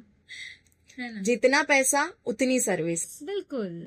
आप पैसे के लिए बार्गेनिंग करते बैठोगे तो सर्विस भी फिर आपको वैसे मिलेगी। हर कोई गौरी नहीं होता है। मेरा काम करने का ही तरीका ऐसा है कि आप अगर मुझे 100 रुपए दे रहे हो तो मेरा बचपन से ही वो नेचर रहा है कि भाई सामने वाले ने 100 रुपए काम के लिए दिए हैं ना, पर मैं उसको सर्विस 200 रुपए की दूंगी, बिल्कुल। ताकि उसको खुद को फील हो बंदी ने 100 रुपए लिए पर काम मुझे 200 रुपए का दिया, अगली बार वो मेरे पास आना चाहिए। क्योंकि मुझे जो अभी ग्लोबल इंडिया का अवार्ड मिला है वो मेरे 31 क्लाइंट्स ने, 31 to 35 क्लाइंट्स ने स्पेशली मेरे लिए अवार्ड के लिए वोट किया है अरे वाह। कि हमें गौरी ही पसंद है। हम 22 साल से गौरी के पास काम करवा रहे। बीच में ब्रेक भी हुआ तो हम तभी भी वो मुझे फोन करते थे कि गौरी अभी तुम काम नहीं कर रही हो, हमें यहाँ जाना है, क्या सर्विस है। आज भी मेरे क्लाइंट्स है ना, मेरे सैलून में आते ही हैं, पर मेरे सैलून के अलावा कभी गांव जाते हैं, कहीं भी घूमने जाते हैं और उनको इमरजेंसी होती है, कुछ करवाना होता है, वो मुझे वहां से फोन करते हैं और उस सैलून वाले को बोलते हैं जो ये बोल रही है ना आप वो दो, यही करो। आप मत अपनी पसंद का करो।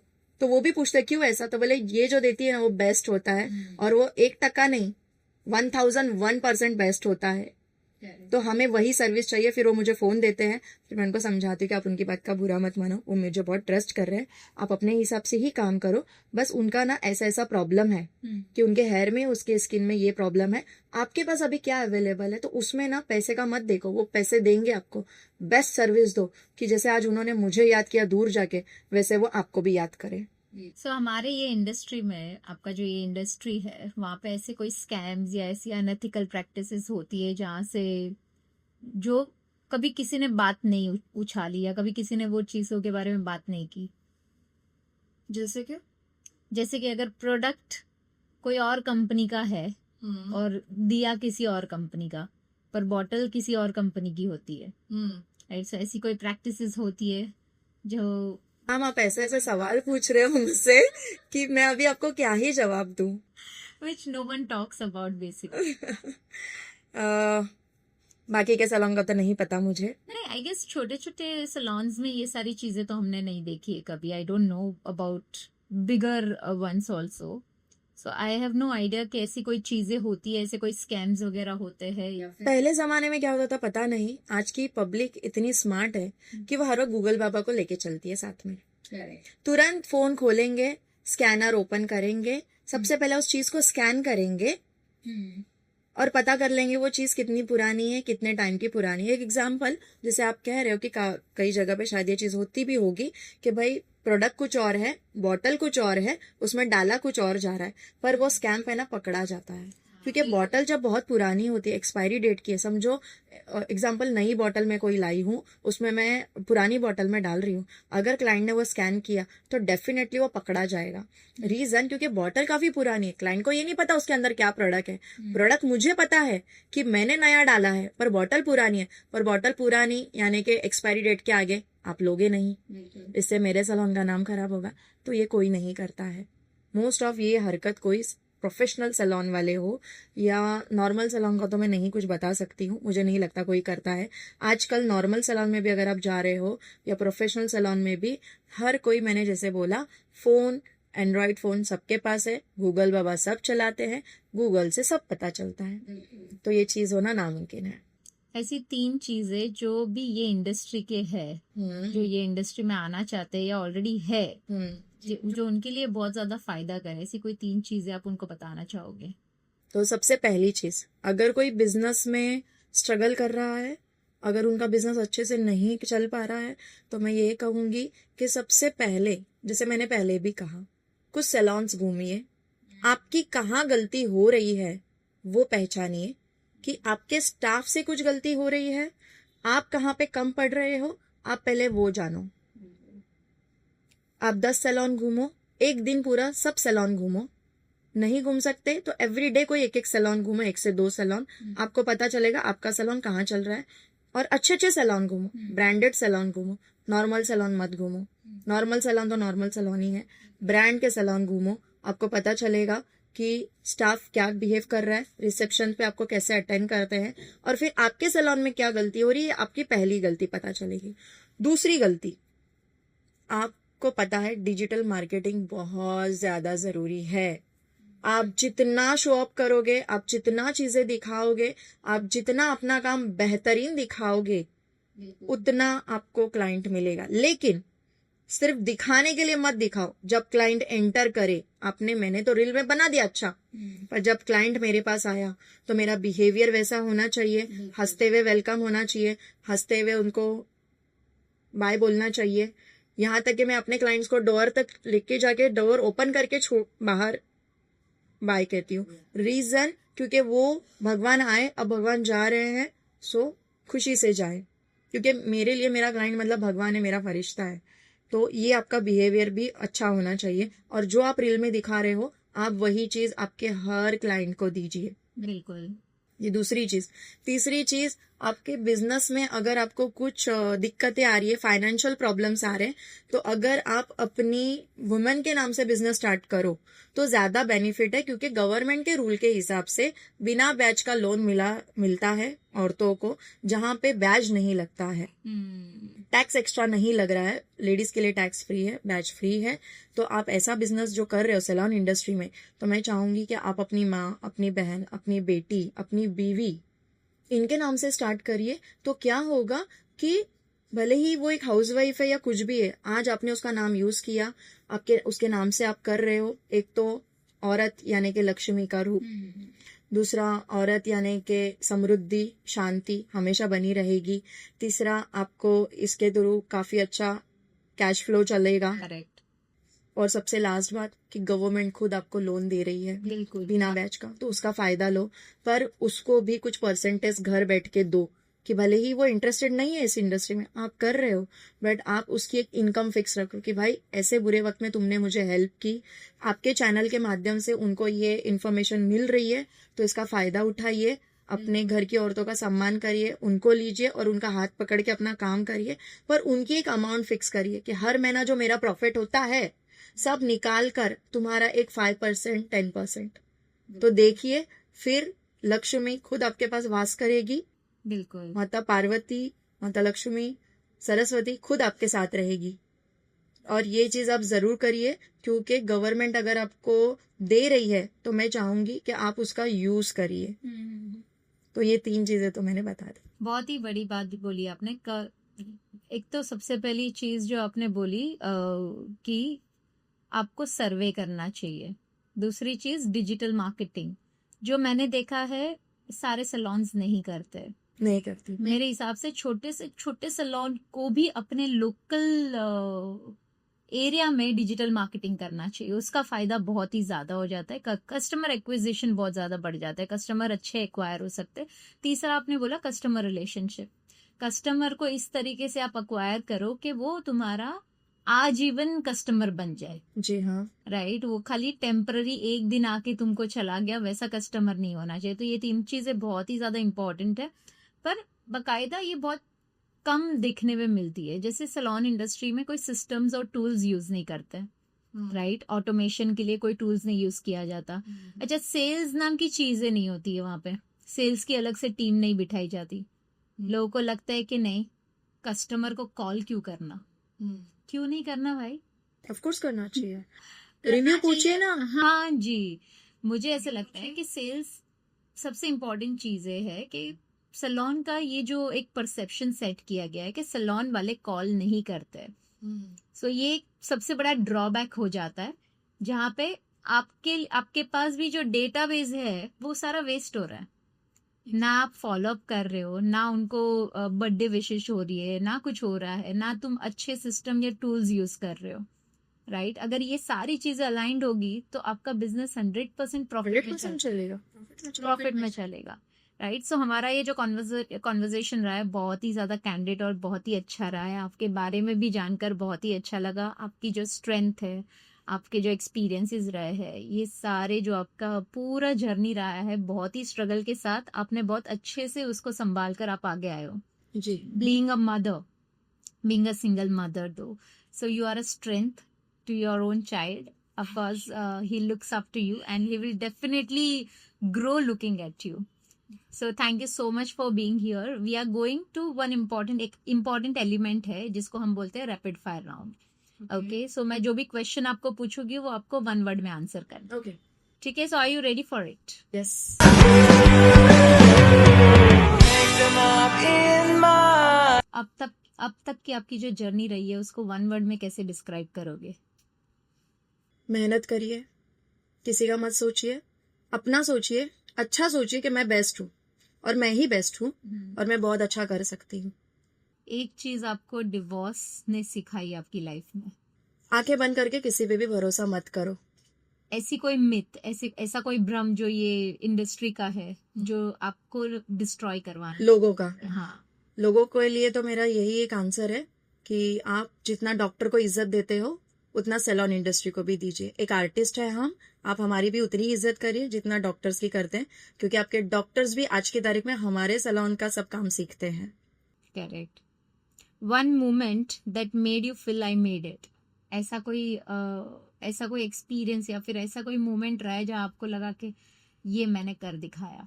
हाँ, जब मुझे भारत गौरव सम्मान पुरस्कार अभी हाल ही में मिला, तब मुझे ये फील आया कि मेरे डैड को बहुत ये था कि वो एक आर्मी ऑफिसर थे, तो मेरी बेटी को भारत की तरफ से कोई अवार्ड मिले।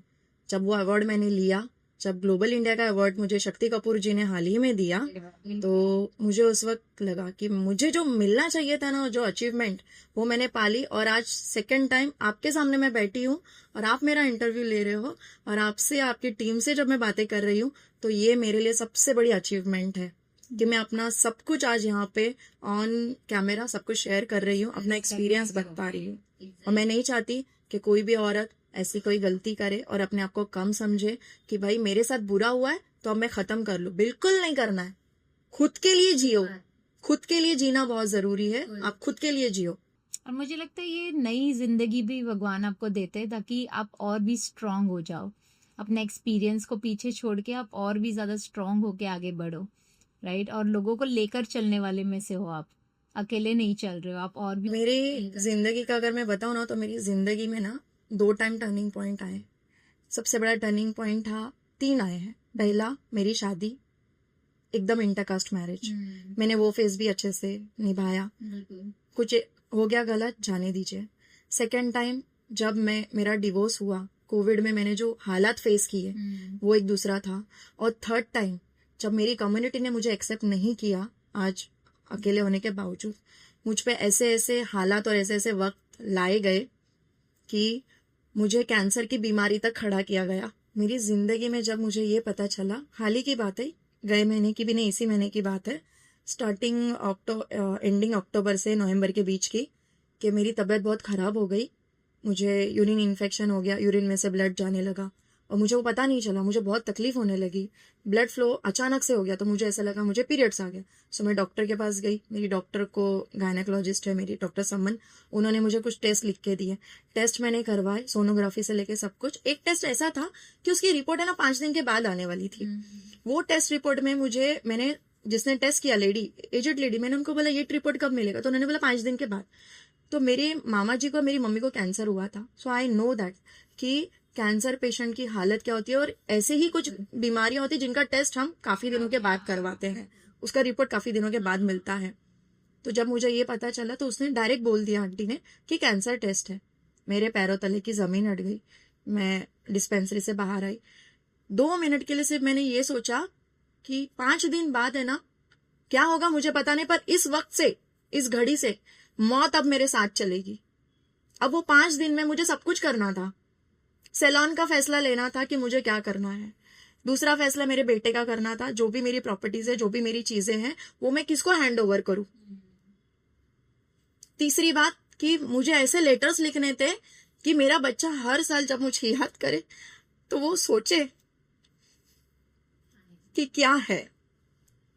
चौथी चीज कि मैं ये चीज किसको जाके बताऊं, बिकॉज ऑफ मैं आज अकेली रहती। और सबसे बड़ी चीज, जब ये चीज जिसने मुझ पे किया, उसने मुझे सामने से आकर ये बताया, उससे मैं बताया कि हाँ मैंने किया। रीजन क्या होता है? तुमने हिंदू से शादी की, मेरे दिमाग में था, और तुम अभी भी अपने पति का नाम लगाती हो, अभी भी तुम हिंदुओं की तरह जीती हो। तुम मजहब में आकर भी मतलब डिवोर्स होने के बाद भी तुम मजहब को नहीं फॉलो करती हो। तुमने देखा है मुझे, मैं मजहब को क्या फॉलो करती हूँ, मैं कौन सी दरगाह जाती हूँ, मैं क्या नमाज पढ़ती हूँ नहीं पढ़ती, आपने देखा है मुझे? नहीं देखा। बस आपने मुझे मेरे सैलून में पूरी दीवार भर के मेरे ट्रॉफीज आपने देखे। हाँ, मैं मेरे पति का नाम यूज करती हूँ क्योंकि मैं एक अकेली औरत हूँ। कल जब मैं मर जाऊंगी तो मेरे बेटे को ये सारी चीजों के लिए स्ट्रगल करना, मेरा बच्चा बहुत छोटा है और मैं नहीं चाहती मेरे बच्चे का स्ट्रगल हो। तो मेरे हस्बैंड को, एक्स हस्बैंड को भी ये पता है कि मैं उनका नाम खुलेआम यूज कर रही हूँ, उनको, उनके घर को सबको पता है। उनको दिक्कत नहीं ना, तो किसी को समाज के ठेकेदार को जरूरत नहीं है। पर इंसान का ईगो, इंसान का डोमिनेटिंग नेचर, अपना ईगो इतना इंसान पे भारी पड़ता है कि लोग आज के जमाने में ना मौत भी है ना खुलेआम बांट रहे हैं। हाँ जी, बिल्कुल। तो मैं कुछ वक्त पहले ही है ना, भारत गौरव सम्मान पुरस्कार से पहले मैं मौत से लड़कर आई हूँ। वो 5 दिन मैंने सिर्फ और सिर्फ रात और दिन खाना नहीं, कुछ नहीं, मेरे गले के नीचे पानी नहीं उतर रहा था। मुझे सिर्फ ये पता था कि 5 दिन बाद अगर मेरा रिपोर्ट पॉजिटिव आया तो मैंने ये प्लान किए थे कि मैं मरूं कैसे। क्योंकि मैंने कहा ना, मेरी मम्मी को और मेरे मामा जी को हुआ था। मेरे मामा जी की तो बहुत बुरी हालत हुई थी, मतलब उनके साथ मैंने बहुत फेस किया था। तो वो जो कुछ ट्रीटमेंट्स है मैं वो लेना नहीं चाहती थी। सो मुझे ऐसा था कि बस कुछ ऐसे करूंगी कि मैं अगर घर में अकेली भी मरती हूँ ना तो मेरे घर वालों तक मैसेज जाए, मेरी मैयत ना सड़े। और अगर एक्सीडेंट करके मरती हूँ उसमें से अगर मैं जी गई और हाथ पैर टूट गया तो मुझे कौन देखेगा। तो कोई ऐसा रास्ता मैं 5 दिन ढूंढ रही थी, पर वो रास्ता मुझे मिला नहीं। 5 दिन के बाद जब रिपोर्ट आया, मुझे रिपोर्ट निगेटिव दिखा, पर मेरी आंखों पे भरोसा नहीं था। मैं अपनी डॉक्टर को भेजी, तो मेरी डॉक्टर ने बोला, गौहर, वो मुझे गौहर बुलाती है, डोंट वरी, बिल्कुल टेंशन मतलब बच्चा, तुम्हारा रिपोर्ट नेगेटिव है। पर भी मेरा दिल नहीं माना, तो मैंने और 2 बार टेस्ट करवाया, तब मुझे तीनों रिपोर्ट नेगेटिव आए। तब मतलब मैं बोलूंगी कि आज की तारीख में ना मैम, लोग है ना खुद का छोड़कर है ना, किसी ने मजहब से धोखा किया है, कोई लड़की मजहब छोड़ के गई है, उसके घर वालों को टेंशन है, तुमको क्यों टेंशन? मैंने अपने पति से पैसे नहीं लिया, मेरा डिसीजन था, उन्होंने मुझे कुछ जबरदस्ती नहीं की। बिल्कुल। मेरे ससुर जी ने ये नहीं कहा था कि हम तुम्हें कुछ देंगे नहीं। मैंने कहा मुझे कुछ नहीं चाहिए, मैं अपने बलबूते पे करूं। मैंने शादी की, मेरे माँ बाप को टेंशन नहीं, मेरे माँ बाप का पर्सनल। आप क्यों ठेकेदार बन रहे हो? और इतना ठेकेदार बनना है तो आप आके मेरे सारे खर्चे उठाओ, मैं घर में बैठती हूँ। पर उनका वो जो समाधान होता है ना कि भाई उनको जो एक मन को शांति मिलनी चाहिए वो नहीं मिलती। ईगो इंसान का इतना बड़ा होता है कि लोग मुझे, आज की तारीख में मैं खुलेआम कहूंगी कि लोग मुझे ना मौत के दरवाजे तक पहुंचाने के लिए तैयार है। और जो पहुंचाते हैं ना वो कोई अनपढ़ गवार जाहिल नहीं है, अच्छे खासे पढ़े लिखे एडवोकेट ये लेवल के लोग हैं। पर मजहब के ठेकेदार है भाई, सारे मजहब का ठेका उन्होंने ले रखा है, स्पेशली मेरा। तो उनको ऐसा है कि ये जिंदा है तो ये क्यों है, उससे अच्छा इसने मजहब के साथ धोखा किया, ऐसा हिंदू से शादी की, ये अपने पति का नाम यूज कर रही है, तो हमको इसको खत्म करना है। जब ये मरेगी कब्रिस्तान जाइए, शमशान, हम इसको कब्रिस्तान लेके जाएंगे। वो भी चैलेंज है उनका, तुम मरोगे और हम जिंदे रहेंगे ना तो हम तुमको शमशान नहीं जाने देंगे, हम तुमको कब्रिस्तान लेके जाएंगे।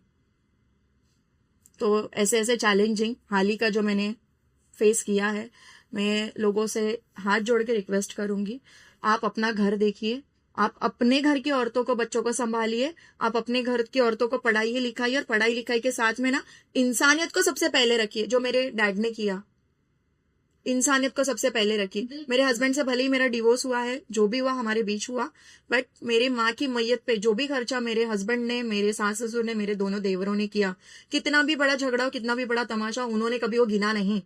तो उसको इंसानियत कहते हैं। बिल्कुल। और ना ही वो मुझे कुछ बोलने आते हैं और ना मैं उन्हें बोलने जाती हूँ। तो आप मजहब के तराजू में इंसानियत को मत तोलिए। ये सारे बनाने वाले कौन है? इंसान ही है ना, इंसान ही है। अलग अलग कास्ट, रिलीजन, भगवान तो बोलते हैं हमने तो हमने तो सिर्फ शरीर बनाया है, हमने औरत और मर्द को बनाया है, रिलीजन आपने दिए हुए है, कास्ट में आपने उसको कन्वर्ट किया है, राइट? सो ये तो जिंदगी भर रहने वाला है, रहने वाला है मैम, पर ये नहीं रहना चाहिए। आप ये छोड़िए, आप किसी के लिए भगवान मत बनिए। जिंदगी जिसने दी है ना उसी को हक है जिंदगी लेने का। आपको बर्दाश्त नहीं हुआ कि मैंने हिंदू से शादी की, चलो शादी हो गई, डिवोर्स हो गया, अब तो आपको शांति मिली होगी, आपके मुंह में घी शक्कर आ गया, तो अब मैं अपने पति का नाम लगा रही हूँ तो उसमें दिक्कत, भाई उसका लगा रही हूँ उसको दिक्कत नहीं है, वो बंदा मुझे कुछ नहीं कहता, उसके घर वाले मुझे कुछ नहीं कहते, वो बड़ी इज्जत से मुझसे बात करते हैं, काम की इतनी बात होती है, उसके अलावा कोई बात नहीं होती, ना मैं उनके घर जाती हूँ ना वो मेरे घर आते हैं। जब उनका नाम यूज कर रही हूँ उनको दुख नहीं है, आपको क्यों दुख है? मतलब सिर्फ मैंने अवार्ड के लिए मेरा नाम नॉमिनेशन में ये किया आया और उसके बाद में मुझे अवार्ड आया। मेरे सैलून में जितनी भी मेरी ट्रॉफीज है, जितने भी मेरे सर्टिफिकेट्स हैं, उस नाम से है। उसका आपको दुख है कि वो नाम है तो भाई बंदी को खत्म कर दो, उसको दुनिया से उठा दो। और उठाने के चक्कर में आज वो बीमारी मुझे छू के गई है। मैं अगर कोई मुझसे कहे ना कि भाई ये कैंसर पेशेंट है, इनके लिए एक ऐसा अस्पताल या कुछ बना रहे गौरी, उसके लिए ना तुमको तुम्हारी पूरी दौलत देनी पड़े, मैं खुशी से दूंगी। क्योंकि वो जो पेशेंट है ना, कैंसर पेशेंट, उनको जो तकलीफ होती है ना, मैंने मेरे घर में 2 लोगों के आजमाई है। तो भाई मेरे एनजीओ का भी यही माध्यम है और आज मैं जो पैसा कमा रही हूँ उसका यही माध्यम है कि मैं उन लोगों के लिए जितना भी मरते दम तक करूं कम है। लेकिन लोग इतने ईगो में हैं कि मुझे मौत देने से भी नहीं हट रहा। आपने आते के साथ मुझे पूछा, आप अकेली औरत हो, आप सिंगल मदर हो, आप इतना अचीवमेंट, ये इस कुर्सी तक आना, मेरी सैलून की कुर्सी तक बैठना, भारत गौरव सम्मान पुरस्कार मिलाना, ग्लोबल इंडिया का अवार्ड शक्ति कपूर जी से लेना आसान नहीं रहा है। कांटे, मैंने तभी भी कहा ना, जो आसान दिखता है ना वो बहुत अच्छा होता है और खड्डे में जाता है, पर जो सफर कठिनाई वाला होता है उसमें बहुत कठिनाइयां होती है और इंसान कांटों पे चलकर ही इस कुर्सी तक आता है और आप जैसी हस्ती के सामने बैठकर अपना इंटरव्यू देता है। तो मैं दुनिया से लड़कर, समाज से लड़कर, लास्ट टू लास्ट आपके पास आने के पहला 25 दिन पहला कैंसर का टेस्ट करवा के रिपोर्ट देखकर और बंदे का नाम, कि भाई बंदा सामने से आके बोल रहा है मैंने किया है बिल्कुल। और मैं चाहता हूं तुम मरो और तुम इंशाल्लाह जरूर मरोगी, पर जिसको बचाने वाला खुदा है उसको बंदे की औकात ही क्या मार दे। अगर भगवान ने डिसाइड कर लिया कि मैं तुझे बचाऊंगा, हर उस बीमारी से उठाऊंगा, तो इंसान कितना भी मछली की तरह फड़ता मैं एक ही चीज मानती हूँ गौरी जी, अगर कर्म अच्छा हो ना तो सामने वाले की नियत जो भी हो वो आप तक नहीं पहुंच सकती। एग्जैक्टली। अच्छी बुरी जो भी नियत हो, हमारा कर्म अच्छा रहेगा ना, जैसे आप कई महिलाओं के लिए बहुत कुछ करना चाहते हो और कर भी रहे हो, राइट? सो ये जो आशीर्वाद आपको आगे जाके भी मिलेगा, तो उससे आपके जो कार्मिक जो चीजें हैं वो कितनी अच्छी होती जा रही है, राइट? सो ये सारी चीजें आपको कभी स्टॉप नहीं कर सकती, बिकॉज ऑलरेडी आपने इतनी सारी चीजें देख ली है। अभी इससे ज्यादा तो कौन क्या ही देखेगा। लास्ट कैंसर था, देख लिया, उसको भी एक्सपीरियंस कर लिया, घर में लोगों का किया था, आज खुद पे होते हुए देखा और लोगों की नीयत देख ली कि मुझे किस लेवल पे लाके खड़ा करने की लोग नीयत रखते हैं। अभी ना कुछ बचा नहीं है, अब इसके बाद का जो भी है ना वो सब ऐसे है, मैं बैठ के कुर्सी पे ऐसे ही देखती हूँ, हाँ ठीक है ये है, हो जाएगा, जाओ। एक मैसेज आप औरतों को कहना चाहोगे? मैं औरतों को एक ही मैसेज कहना चाहूंगी, अपने आप को पहचानो, अपने अंदर के स्किल को पहचानो और किसी पे डिपेंड मत रहो, ना माँ बाप पे, ना पति पे, ना बच्चों पे, किसी पे मत रहो। अपनी मेहनत, जब आप खड़े हुए हो, आप जब काम करना आपने स्टार्ट किया, तो मरते दम तक, जिंदगी के आखिरी पहलू तक इतना काम करो कि आप दूसरों को दो, आपको कोई देने ना आए। ये सबसे बड़ा मैसेज है। और अपनी जिंदगी किसी के लिए भी खत्म मत करो। कुछ लोग हैं जो आपके बहुत भगवान बनना चाहते हैं, उनको भगवान बनने की कोशिश करते रहने दीजिए, आप अपनी कोशिश कहीं पे भी मत रुकाइए। जहां आप रुके वहां पे आप खत्म हो। तो जो मैं आज तक नहीं रुकी, इतनी सारी चीजों से आई, लास्ट टू लास्ट मैं कैंसर के इससे आई, बट मुझे निगेटिव आया। ये आप सब दर्शकों की, आप लोगों की दुआएं हैं मेरे साथ, मेरे कस्टमर्स की, और स्पेशली मेरे माँ बाप, मेरे जो गुरुजी हैं, मेरे जो गुरुजन हैं, उनकी जो भी दुआएं हैं मेरे साथ में, और स्पेशली माँ कामाख्या जिनका मैंने धागा पहना है। मैं माँ बगलामुखी की भक्त हूँ, मैंने उनकी आराधना की है। तो ये आपके लिए भी है, बस आप किसी से मत हारो। घर में कोई बोले, बोलने दो, बच्चे नहीं सुनते, मत सुनने दो, सीधा छोड़ दो, आप अपने काम पे फोकस करो। जब आप अपने काम से प्यार करोगे, काम आपसे खुद प्यार करेगा, पैसा खुद चल कर आएगा। लोग भी आपसे प्यार करने लगेंगे, लोग अपने आप प्यार करेंगे। उसके लिए आपको सबसे पहले अपने काम से प्यार करो। जब आप अपने काम से प्यार करोगे, तभी लोग, पैसा, पावर, सक्सेस सब आपके पास आएगा। सब कुछ। और आपके साथ कितना भी बुरा किया हो उसको माफ करो। तुमने मेरे साथ बुरा किया, जा मैंने तुझे माफ किया। ऊपर वाला ना आज की तारीख में लैपटॉप लेके बैठा है, विद इन 24 आवर्स, 3 दिन या हफ्ता भर या महीना भर या उसका घड़ा भरने तक, और वो बहुत जल्दी भरता है, रिटर्न आपको मिल जाता है। तो आपके साथ बुरा हुआ बोल के आप उसके साथ बुरा करने मत जाओ। एक लास्ट मैसेज आप कहना चाहोगे एक सोच के लिए? एक सोच के लिए मैं ये कहूंगी कि Meerali ma'am, she is very nice.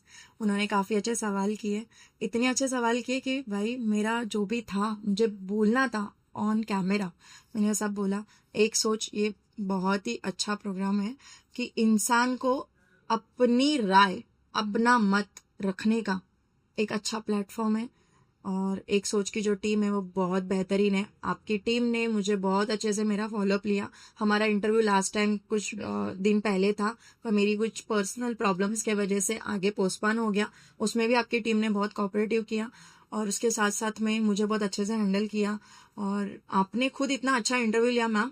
Of course मैं तो कहूँगी कि एक सोच के साथ में मैं अगला इंटरव्यू अपनी एनजीओ के लिए और उसके साथ साथ अलग से और एक इंटरव्यू मैं चाहूँगी आप मेरा लो।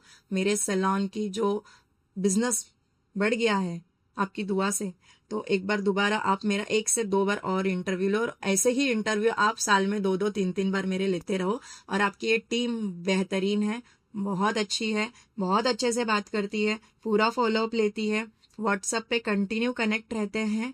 और क्या ही कहने, मतलब मैं यही दुआ करूंगी आप और अच्छे से फेमस हो जाइए, आपका बिजनेस बहुत ग्रूम करे और आप सब टीम मेरे सैलून आओ। Thank you so much. Coming from you means a lot. हमारा ये जो एक सोच है ना, हम हमेशा सोचते हैं कि एक सोच से पूरी जिंदगी चेंज हो जाती है। जैसे आपने सोचा कि मेरा डिवोर्स एक एंड नहीं है, एक नई शुरुआत है, जी राइट? सो वो आपकी एक सोच थी जिससे आपने वो चीज को एक बैकलैग नहीं लिया और आपने वो चीज को आगे आके निभाया और खुद अपने पैरों पे खड़े हुए, राइट? अपार्ट फ्रॉम दिस, हमारी टीम, जितनी भी टीम है, they are very cooperative and they are very, जी। वो है तो हम है उस वो है। तरीके से, सीखी लो। Right? So thank you so much for being here. We had wonderful conversation और it was very emotional moment today. आपकी जो कहानी भी थी, आपकी जो जितने भी स्ट्रगल्स रहे, उससे कई लोगों को, कई औरतों को सीख मिलेगी कि भाई जिंदगी इतनी छोटी छोटी चीजों से खत्म नहीं हो जाती है।